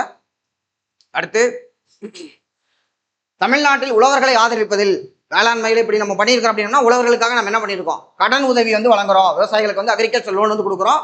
அது எவ்வளோ அப்படின்னு பார்த்தோம்னா 19-20 அதாவது போன ஆட்சியில 2.23 லட்சம் கோடியா இருந்த வேளாண் கடன் 23-24 4.52 லட்சம் கோடியாக 2 மடங்குக்கு மேலாக அதிகரித்துள்ளது. முதல்ல கொடுத்த விட நாங்கள் அதிகமாக கடன் கொடுத்துருக்கோம் அக்ரிகல்ச்சர் கிரெடிட் அப்படிங்கிறாங்க. அக்ரிகல்ச்சர் இது எனக்கு ஒரு டவுட் நமக்கு வரும். அக்ரிகல்ச்சர்ல இருந்து மொத்தம் விளைஞ்சு வந்ததே நமக்கு எவ்வளவுதான் வந்திருக்கு, 1.99 லட்சம் கோடி தான் வந்திருக்குது. ஆனா கடன் மட்டும் 4.5 லட்சம் கோடி நம்ம வந்து கொடுத்துருக்கோம். அப்ப நம்ம கடன் கொடுத்ததுக்கும் விளைஞ்சு திரும்பி வந்ததுக்கும் கம்மியா இருக்கு. அவ்வளவுதான், இன்வெஸ்ட்மெண்ட் ஃபுல்லாவே நமக்கு திரும்பி கிடைக்காது. அடுத்து வேளாண் கடன் வழங்குதல் ஒட்டுமொத்த வருடாந்திர வளர்ச்சி வீதம் ஏறத்தாழ 19% வந்து கடன் வந்து நம்ம அதிகமாக கொடுத்துட்டு இருக்கிறோம். இது இதுல பெனிஃபிஷரி எவ்வளோன்னு பார்த்தோம்னா கிட்டத்தட்ட 3 கோடி பேர், 3 கோடின்னு ரவுண்டா சொல்ல முடியாது, அதனால 299 லட்சம் சொல்லி போட்டிருக்காங்க.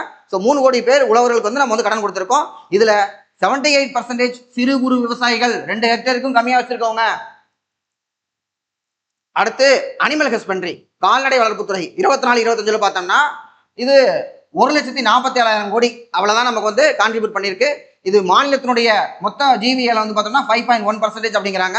இதுல முட்டை கணக்கெல்லாம் சொல்லியிருக்காங்க. 2001-2002 அவ்வளவு வருஷத்துக்கு முன்னாடி, கிட்டத்தட்ட 25 வருஷத்துக்கு முன்னாடி முட்டை 39,249 லட்சமா இருந்தது. இப்போ அது வந்து முட்டை வந்து பார்த்தோம்னா மில்லியன் கணக்காக போயிடுச்சு. முட்டையெல்லாம் மனப்பாடம் பண்ண முடியாது, முடிஞ்சா நீங்க மனப்பாடம் பண்ணிக்கோங்க. என்னால இதை முட்டையெல்லாம் எவ்வளவு முட்டை அதிகமாக இருக்குங்கிறதெல்லாம் மனப்பாடம் பண்ண முடியாது, விட்டுலாம். அடுத்து பிரச்சனை சேலஞ்சஸ் அக்ரிகல்ச்சர் இருக்கக்கூடிய பிரச்சனை, நிலத்தடி நீர் குறைவு. ஆமா, போர்வெல்லாம் போட்டோம்னா கீழே போயிட்டே இருக்கு.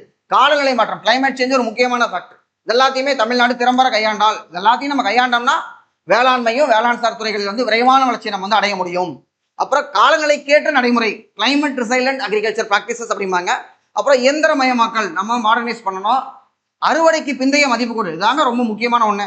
ஏன்னா விளைஞ்சு வந்ததை எடுத்து வைக்கிறதுக்கு நமக்கு மாம்பழம் கூட பார்த்தோம்னா ரோட்ல எல்லாம் கொட்டிட்டு இருந்தோம். ஏன், நமக்கு மாம்பழம் விளைஞ்சிருச்சு, பட் நல்ல விலை கொடுத்து வாங்க மாட்டேங்கிறான். 3 நாள் வச்சிருந்தோம்னா மாம்பழம் கெட்டு போயிடும்.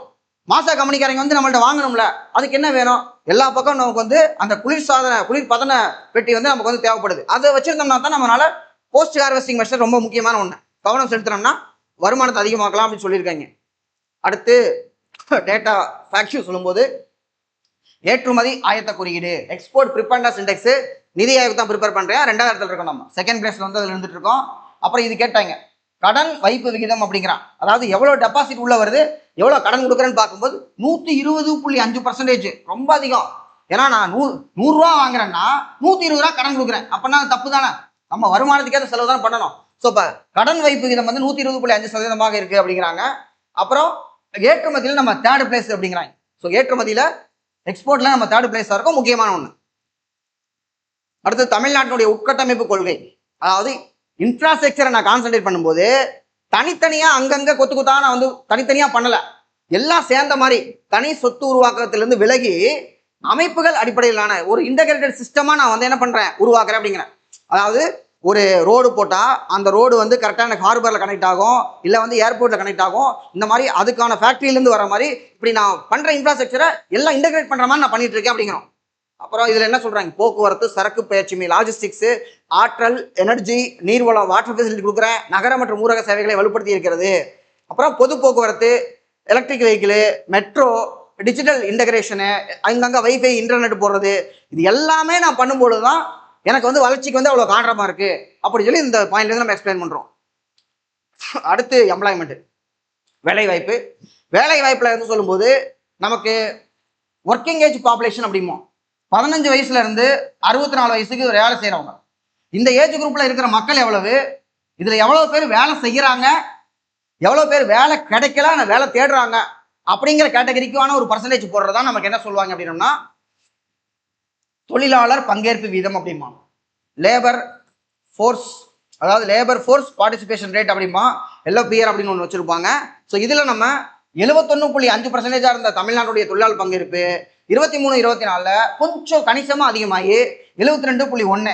அப்போ நிறைய பேர் படிப்பாங்க, சிலர் என்ன 15 வயசுல நம்ம வந்து சிலர் என்ன காலேஜில் இருப்பாங்க, அப்போ இந்த ஏஜ் குரூப்பே எடுத்துக்குவாங்க.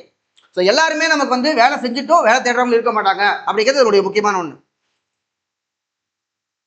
இதே காலகட்டத்தில் இந்தியாவை பார்த்தோம்னா 66லேருந்து 72 வளர்ந்துருக்காங்க. ஸோ வேலையின்மை அப்படின்னு பார்க்கும்போது இது எதுக்கு நம்ம வேலையின்மை போடும் அப்படின்னா 100க்கு எவ்வளோ பேர் சொல்கிறாங்க, 5.1லேருந்து 3.5 குறைஞ்சிருக்கு. அப்போ 100 பேரில் 3.5 பேருக்கு தான் வேலை இல்லை அப்படிங்கிறாங்க. அப்போ டிஎன்பிஎஸ்சி ஆஸ்பிரண்ட்லாம் நம்ம எந்த கணக்கில் வர போகிறோம், வேலை இல்லை அப்படின்னோம்னா ஆக்டிவாக வேலை தேடிட்டு இருக்கவங்க, அதாவது வேலை செய்ய முடியும், நம்ம வந்து வேலை தேடிக்கிட்டு இருக்கோம், நான் வேலை செய்யவே விருப்பம் இல்லைங்க, எனக்கு 100 ஏக்கர் நிலம் இருக்குது அப்படின்னோம்னா நம்ம இந்த கணக்கில் நம்ம வந்து வரமாட்டோம். ஸோ அந்த கணக்கில் தான் வந்துன்னா 3.5% அப்படின்னு சொல்லியிருக்காங்க, அவ்வளோதான் இருக்குது அப்படிங்கிறாங்க. தேசிய அளவில் வீதம் 4.4%லேருந்து 3.2 குறைஞ்சிருக்கு. ஸோ இப்போ அன்எம்ப்ளாய்மெண்ட் ரேட் வந்து பார்த்தோம்னா தமிழ்நாட்டுக்கு 3.5, இந்தியாவுக்கு வந்து பார்த்தோம்னா 3.2. உயர்கல்வி சேர்க்கை அதிகரிப்பு, ஹையர் எஜுகேஷன் என்ரோல்மெண்ட்டு நம்ம 47% அது சொல்லியிருப்பாங்க, ஒரு இடத்துல இருக்கும். திறன் மேம்பாடு, ஸ்கில் டெவலப்மெண்ட், இதுக்கு நான் முதல் திட்டம் வச்சிருக்கிறோம். 2022 மார்ச் மாதம் நம்ம தொடங்கப்பட்டது. வலுவான சமூக பாதுகாப்பு அமைப்பும் இந்த விளைவுகளுக்கு பங்களித்திருக்கிறதுன்னு சொல்றாங்க. எப்படி நம்ம வந்து குறைச்சிருக்கோம் 3.5, நம்ம ஹையர் எஜுகேஷன் படிக்க வச்சிருக்கிறோம், ஸ்கில் டெவலப்பும் பண்ணியிருக்கிறோம், ஸோ தட் எல்லாரும் வேலை செய்யறாங்க அப்படின்னு நம்ம சொல்றோங்க. அடுத்து 10 வருஷமா கல்வி, சமூக நலம், இது எல்லாத்துலேயுமே நம்ம இன்வெஸ்ட் பண்ணதுனால தமிழ்நாட்டில் என்னென்னலாம் அதிகமாக இருக்கு, தொழிலாளர் பங்கேற்பு அதிகரிப்பு, அதிக அளவிலான பணியாளர் மக்கள் தொகை. ஸோ எவ்வளோ பேர் மக்கள் இருக்காங்க, அதில் எவ்வளோ பேர் வேலை செய்கிறாங்க, குறைந்து வரும் வேலையின்மை, அன்எம்ப்ளாய்மெண்ட் ரேட் வந்து குறைஞ்சிக்கிட்டு இருக்கு, மாத ஊதிய வேலைவாய்ப்போட குறிப்பிடத்தக்க விரிவாக்கம், மாசம் சேலரிடு ஒர்க்கராக மாறிக்கிட்டு இருக்கிறது, எக்ஸ்பேண்ட் ஆயிருக்கு. தரமான வேலை வழங்கும் முதன்மையான மாநிலத்தில் வந்து ஒன்றா வந்து தமிழ்நாடு இருக்கு. அக்ரிகல்ச்சர்லேருந்து மக்களை படிப்படியாக நம்ம வந்து பார்த்தோம்னா அடுத்த செக்டருக்கு மாற்றணும். ஏன்னா அக்ரிகல்ச்சரில் வந்து அன்எம்ப்ளாய்மெண்ட்ல வந்து பார்த்தோம்னா மறைமுக வேலையின்மை அப்படின்னு சொல்லுவாங்க. 10 பேர் வேலை செய்வாங்க, அந்த வேலையை 2 பேர் செஞ்சிடலாம். அப்போ அந்த மீதி 8 பேரை நம்ம வந்து க்ரௌட் அவுட் பண்ணணும், வெளியே கொண்டு வரணும்.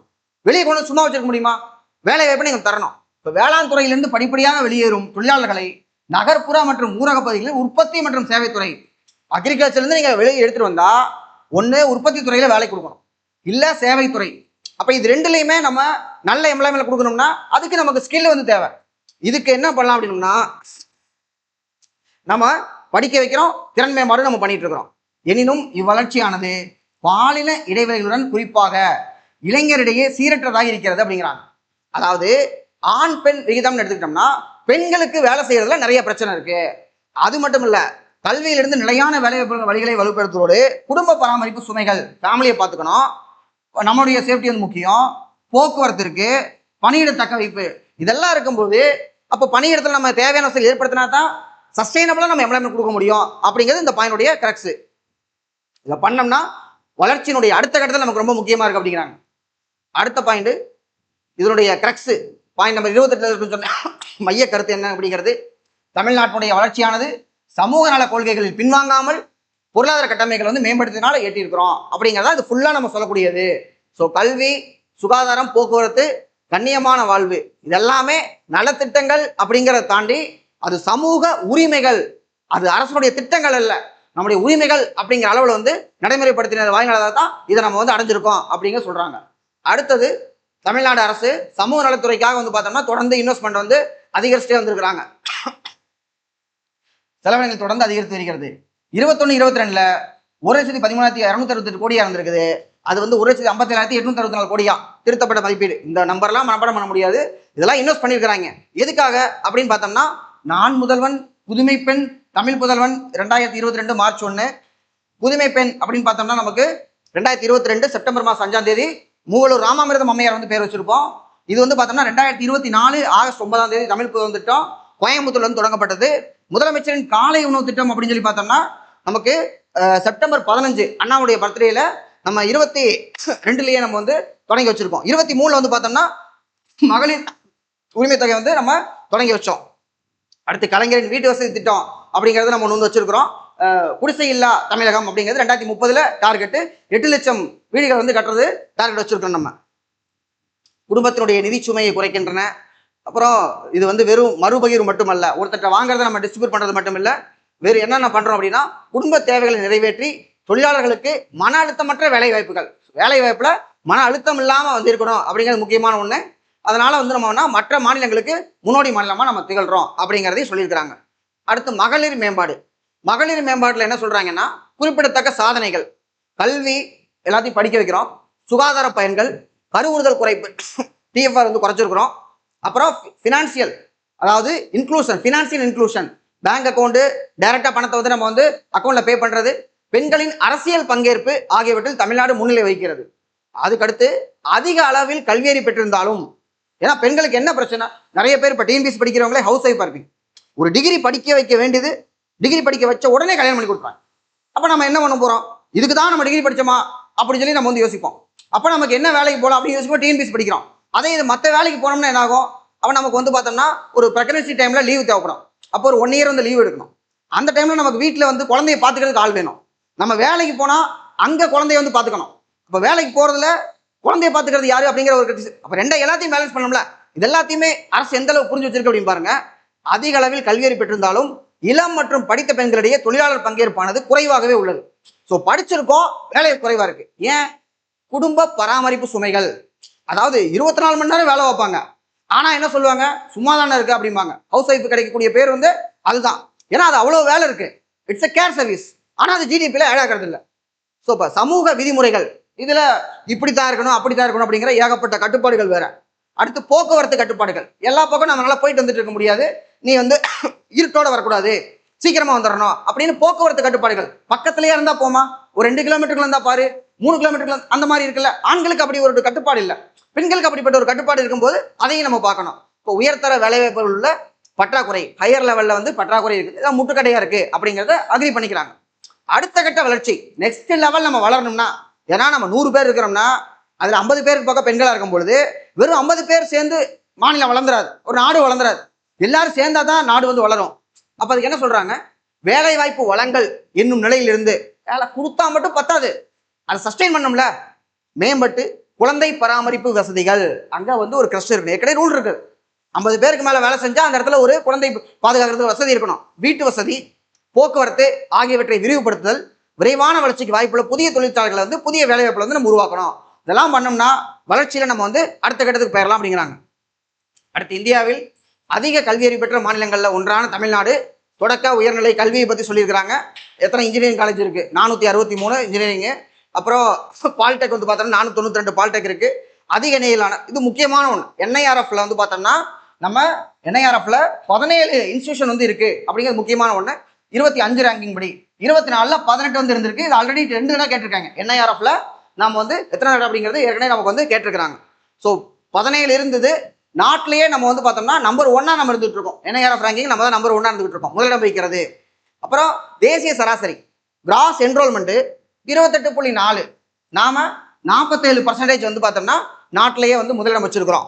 பெண்களுடைய உயர்கல்வியில் பெண்களுடைய சேர்க்கை விகிதம், பெண்களுக்கு மட்டும் தனியாக எடுத்து பார்த்தோம்னா இந்தியாவுடைய தேசிய சராசரி 28.5 இருக்கு. வேற தமிழ்நாடு 47.3%ஓட 3வது இடத்துல நம்ம இருக்கிறோம் அப்படிங்கிறாங்க. ஓவரால நம்ம ஃபர்ஸ்ட், பெண்கள் மட்டும் எடுத்து பார்த்தோம்னா நம்ம 3rd பிளேஸ் அப்படின்னு சொல்லி சொல்றாங்க. அடுத்த பாயிண்ட் சுகாதார குறியீடு. ஸோ எஜுகேஷன் பார்த்துட்டோம்.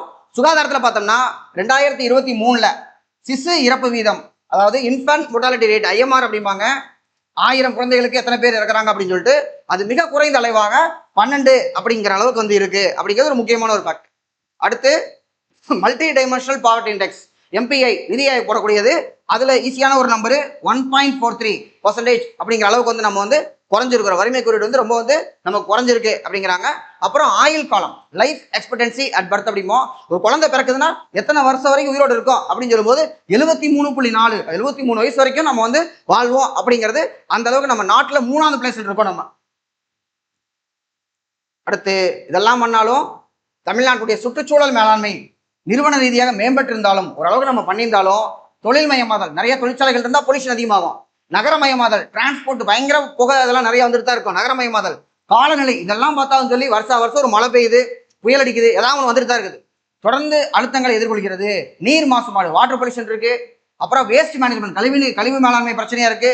காற்றினுடைய தடம் வந்து பார்த்தோம்னா குறைஞ்சிட்டே இருக்கு. இதெல்லாமே நமக்கு வந்து ஒரு சவால்களா வந்து இருந்துட்டு இருக்கு அப்படிங்கிறாங்க. ஸோ இதுக்கு தொழில்நுட்ப மேம்பாடு, கடுமையான செயலாக்கம் இதெல்லாமே நம்ம வந்து பண்ணணும் அப்படின்னு சொல்லி சொல்றாங்க. அடுத்த பாயிண்ட், தமிழ்நாட்டுடைய வளர்ச்சி பாதைக்கு நிதி கொள்கை பெருமளவு ஆதரவளித்துள்ளது. பட்ஜெட் சொல்றாங்க, பிஸ்கல் பாலிசி அப்படிங்கிறது நம்ம வருஷம் போடக்கூடிய பட்ஜெட். ஸோ வளர்ச்சி பாதைக்கு நிதி கொள்கை வந்து பெருமளவு ஆதரவளித்துள்ளது. எதனாலனா இப்போ நம்ம சொல்ற சாதனை வந்து அரசு மட்டும் செய்த சாதனை கிடையாது. ஏன்னா ஜிஎஸ்டிபி அப்படிங்கிறது ஒரு மாநிலத்தினுடைய ஒரு ஆண்டில் ஒரு குறிப்பிட்ட நிலப்பரப்பில் உற்பத்தி செய்யப்பட்ட பண்டங்கள் மற்றும் பணிகளுடைய பண மதிப்புன்னு சொன்னோம்னா இதை உற்பத்தி பண்றது யாரு? மக்களாகிய நாம தான் உற்பத்தி பண்றோம். அப்ப இது நம்மளுடைய சாதனை. நம்மளை சாதனை பண்ண வச்சது அரசு அப்படின்னு சொல்லி அரசு வந்து கிளைம் பண்ணலாம். அதான் இங்க சொல்றாங்க, தமிழ்நாட்டுடைய வளர்ச்சி பாதைக்கு நிதி கொள்கை பெருமளவு ஆதரவளித்துள்ளது அப்படிங்கிறாங்க. ஸோ பெருந்தொற்று காரணமான விரிவாக்க நடவடிக்கைகளால் பற்றாக்குறை கடனும் அதிகரித்த போதிலும் கடன் வந்து அதிகரிச்சிருக்கு. தொடர்ந்து வந்த ஆண்டுகள்ல வந்து மூலதன உருவாக்கத்திற்காக கேபிட்டல் ஃபார்மேஷன் முக்கியமான ஒண்ணு. நம்ம கடன் வாங்கலாம், இன்வெஸ்ட் பண்ணலாம், அதன் மூலமா நமக்கு ஏதாவது பெருகணும், உற்பத்தி திரும்ப பெருகணும், அதுக்கு தான் கடன் வாங்கி இன்வெஸ்ட் பண்ணணும். ஸோ இதில் எவ்வளோ இன்வெஸ்ட் பண்ணியிருக்கோங்கிறாங்கன்னா 2020-21 இருந்து 25-26 வரைக்கும் கிட்டத்தட்ட 2,54,000 கோடி வந்து பார்த்தோம்னா நம்ம கேபிட்டல் இன்வெஸ்ட்மெண்ட்டு. அதாவது கேபிட்டல் இன்வெஸ்ட்மெண்ட் என்னன்னா, நாம ஒன்ஸ் இன்வெஸ்ட் பண்ணி வச்சோம்னா அதுலேருந்து நமக்கு ரிட்டர்ன் வந்துகிட்டே இருக்கணும். அதான் கேபிட்டல் இன்வெஸ்ட்மெண்ட். ஒரு ஸ்கூல் கட்டுறீங்கன்னா ஸ்கூல் கட்டிடுவீங்க, அதுக்கப்புறம் அதுலேருந்து நமக்கு வந்து அட்மிஷன் வரும், பசங்க படிப்பாங்க, வருஷம் டர்ன் ஓவர் ஆகிட்டே இருக்கும்ல, அந்த மாதிரி ஒன்று தான் கேபிட்டல் இன்வெஸ்ட்மெண்ட். ஸோ பொதுச்சத்து உருவாக்கத்தின் முக்கியத்துவத்தை தீர்க்கமாக வலியுறுத்துகிறது. அப்புறம் 15th ஃபினான்ஸ் கமிஷன் வந்து பார்த்தோம்னா அவங்க கொடுத்துருக்கிறதுல கடன் ஜிஎஸ்டிபி விகிதம் குறைவாக இருந்த போதிலும் அந்த லெவலுக்குள்ள தான் நம்ம வச்சிருக்கிறோம். என்ன சொல்லியிருக்காங்க, 3% நமக்கு நிற்கணும் கடனுக்கும் ஜிஎஸ்டிபிக்கும். அதான் அவங்க சொல்லியிருக்கக்கூடியது. அதுக்குள்ள நம்ம நிறுத்த ட்ரை பண்றோம். இருந்தாலும் என்ன நமக்கு அதிகமாகுதுன்னா ஊதிய திருத்தங்கள். அப்பப்போ சம்பளத்தை நம்ம கவர்மெண்ட் ஸ்டாஃப் எல்லாம் அதிகமாக கேட்போம். அப்போ ஊதிய திருத்தங்கள், ஓய்வூதியங்கள், பென்ஷன் வேணும்னு கேட்டு நீண்ட கால போராட்டம். அப்புறம் ஜிஎஸ்டி மறுசீரமைப்புனா அங்கிருந்து அவன் கொடுக்கறது குறைஞ்சு போகும். இதனால வந்து பார்த்தோம்னா நிதிசார அழுத்தங்களும் நமக்கு இருந்துகிட்டு தான் இருக்கு.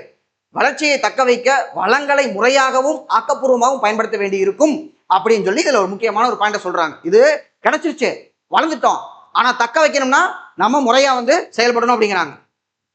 அடுத்து கடைசி பாயிண்டா, நிறைவாக தமிழ்நாட்டுடைய அனுபவங்கள் அடிப்படை கோட்பாட்டை உறுதிப்படுத்துகின்றன. சமூக நீதி என்பது மேம்பாட்டுக்கான விலை அல்ல, அது ஆற்றல் வாய்ந்த விநியோகி. சமூக நலனை அரசு மக்களுக்கு உரிமையாக்குறது, விளக்கப்பட்டதில் பங்கேற்ப யாரெல்லாம் விலைக்கு வச்சிருக்கோமோ அவங்கெல்லாம் பார்ட்டிசிபேட் பண்ண வைக்கணும் அப்படிங்கிற சொல்லியிருக்கிறாங்க. ஸோ இதுல சில சேலஞ்சஸ் சொல்றாங்க. இந்த வளர்ச்சியெல்லாம் ஒரு 10 வருஷத்துக்கு தான் அப்படிங்கிறாங்க. ஸோ இந்த 10 வருஷத்துல நமக்கு என்ன ஆகும்னா பாப்புலேஷன் இப்ப இருக்கக்கூடிய அந்த ஒர்க்கிங் பீப்புள் ஏஜ்டா மாறிடுவோம் அப்படிங்கிறாங்க. அப்ப ஏஜ்டு பீப்புளை நம்ம கேர் பண்ணிக்கிறது ஒரு முக்கியமான ஒன்றா இருக்கும். அதுதான் தாய் கல்வி படத்துலையும் நமக்கு வந்து காமிச்சிருப்பாங்க. வயசானவங்களை நம்ம பார்த்துக்கிறது ஒரு முக்கியமான ஒன்று. ஏன்னா அவர் பாப்புலேஷன் இஸ் ஏஜிங். அப்போ அதிகரித்து வரும் முதியோர் எண்ணிக்கை, அதுக்கு தான் அன்பு சோலை அப்படின்னு சொல்லி நம்ம திருச்சியில் வந்து வச்சு ஆரம்பிச்சது. நகரமயமாதல், காலநிலை அழுத்தங்கள், கிளைமேட் ப்ரெஷரு, நிதி கட்டுப்பாடுகள், தொழில்நுட்ப மாற்றம் ஆகியவற்றால் அடுத்த 10 ஆண்டுகளில் பரிசோதிக்கப்படும். ஸோ நம்ம இப்போ வளர்ந்தது பெருசு இல்லை, இன்னும் 10 வருஷத்துக்கு ஓரளவுக்கு நம்ம வளருவோம், அதுக்கப்புறம் தான் நமக்கு ரியல் பிரச்சனையே வரும் அப்படிங்கிறத சொல்லி இந்த சர்வே வந்து கன்க்ளூட் பண்றாங்க. ஸோ இந்த சர்வேல இருக்கக்கூடிய பாயிண்ட்ஸ் எல்லாம் இந்த ஆங்கிள் நம்பர்ஸ் இருக்கு. வெறும் நம்பரை படிக்கிறது, பாவக்காய் சாப்பிட்டா உடம்புக்கு நல்லதுன்னு சொல்ற மாதிரி பாவக்காய் அப்படியே சாப்பிட முடியாது, சாப்பாட்டில் ஃபர்ஸ்ட் வச்சு தான் சாப்பிடுவோம். அதே மாதிரி தான் ஸோ இந்த முக்கியமான டேட்டாஸ் இந்த எக்கனாமிக் சர்வேலே ரொம்ப ரொம்ப முக்கியமானது. 11.19% வளர்ச்சி நம்ம வந்து அடைஞ்சது. ரியல். அதில் நாமினல்னு சொல்லும்போது 16% growth வந்து நம்ம வந்து அட்டைன் பண்ணது. அப்புறம் மல்டி டைமென்ஷனல் பாவர்ட்டி அப்படின்னு சொல்லி 1.43 அப்படிங்கிற லெவலுக்கு வந்து நம்ம குறைச்சிருக்கிறது முக்கியமான ஒன்று. எல்லாத்துக்கும் மேலே இந்த மாபெரும் வளர்ச்சிக்கு நமக்கு காரணமாக இருந்தது மாநில தொழில் கொள்கை 2021. அந்த தொழில் கொள்கையில் நம்ம வந்து உற்பத்தி துறை அப்படிங்கிற மேனுஃபேக்சரிங்கில் 30% நம்ம வந்து கான்ட்ரிபியூட் பண்ணுவோம்னு நமக்குள்ள ஒரு சவால் எடுத்துக்கிட்டோம். அது 33 கொண்டு வந்து நம்ம நிறுத்தியிருக்கிறோம். ஸோ இந்த ஒட்டுமொத்த வளர்ச்சிக்கும் கிட்டத்தட்ட 4 லட்சம் கோடி வளர்ச்சிக்கு நமக்கு என்ன காரணமாக இருந்திருக்கு? உற்பத்தி துறை தான் காரணமாக இருந்திருக்கு அப்படிங்கிறதான் இதனுடைய கிரக்ஸு. ஸோ இந்தியாவில் தமிழ்நாடு நம்பர் 1 இருக்கு அப்படிங்கிறது நமக்கு வந்து முக்கியமான ஒரு ஃபேக்டாக இருக்கு. ஸோ தொடர்ந்து இந்த வீடியோக்கு அப்புறம் என்னன்னா இன்னொரு பிளான் வச்சிருக்கேன். நிறைய பேர் நம்ம வீடியோ பார்க்குறீங்க அப்படின்னம்னா ஆல்ரெடி ப்ரிப்பேர் பண்ணவங்களா தான் இருப்பீங்க. ஃப்ரெஷர்ஸ் பார்க்குறது ரொம்ப கம்மியாக இருக்குங்கிறது எனக்கு தெரியும். ஏன்னா நம்ம previous year questions current affairs இதெல்லாம் போடுறது ஆல்ரெடி ப்ரிப்பேர் பண்ணுறவங்கள தான் அதிகமாக அட்ராக்ட் பண்ணோம். ஸோ அதில் நிறைய படிச்சுட்டு இருந்தவங்களே இப்போ ரீஸ்டார்ட் பண்ணுங்கன்னு ஈஸியாக சொல்லிடலாம். ஹவு டு ரீஸ்டார்ட், எப்படி ஆரம்பிக்கிறது, என்ன பண்ணுறதுன்னு தெரியல. நிறைய பேர் புலம்புறதுனால கேட்க முடியுது. ஸோ ப்ரீவியஸ் இயர் கொஸ்டின் எடுத்துட்டு ஒரு ரிவிஷன் ஒன்று போடுவோம். ஒரு ப்ரீவியஸ் இயர் கொஸ்டினை ஒரு அரேஞ்ச் பண்ணிட்டு முதல்ல பாலிட்டி ஆரம்பிக்கலான்னு இருக்கேன். ஸோ டெய்லி முடிஞ்ச வரைக்கும் டெய்லி ஒரு லைவ் ஒரு பிளான் பண்ணிட்டு இருக்கேன். அந்த மாதிரி நம்ம வந்து 1 மணி நேரமோ 1.5 மணி நேரமோ இதர் மார்னிங்ல இல்லை ஈவினிங்ல அந்த மாதிரி பிளான் பண்ணிட்டு ஒரு ரிவிஷனை முடிச்சோம்னா நமக்குள்ள அந்த ஒரு புத்துணர்ச்சி வந்துடும். அடுத்து நம்ம ஓட ஆரம்பிச்சிருவோம். ஏன்னா இப்போ ஏற்கனவே படிச்சவங்க திரும்பி படிக்கிறது கஷ்டம். புதுசாக படிக்கிறவங்களுக்கு ஆர்வம் இருக்கும். ஒரு 2-3 நேரம் புக்கை படிச்சோம்னா எப்படா அந்த புக் எடுக்கிறது, அதான் எல்லாம் தெரியுமே அப்படிங்கிற மாதிரி இருக்கும். கொஸ்டினை எடுத்து டிஸ்கஸ் பண்ணோம்னா எது மறந்துருக்கு எது மறக்கலையும் தெரியும். அப்புறமா மறந்ததை மட்டும் நம்ம வந்து படிச்சுக்கலாம். அப்படி ஆரம்பிச்சு போவோம். இது வரைக்கும் சப்ஸ்கிரைப் பண்ணாமல் நிறைய பேர் வீடியோ பார்க்குறீங்க. அவங்க எல்லாருமே சப்ஸ்கிரைப் பண்ணுங்க. தொடர்ந்து நோட்டிஃபிகேஷன் வந்து ஆன் பண்ணி வைங்க. தொடர்ந்து வீடியோ வந்து வாட்ச் பண்ணுங்க. தேங்க்யூ.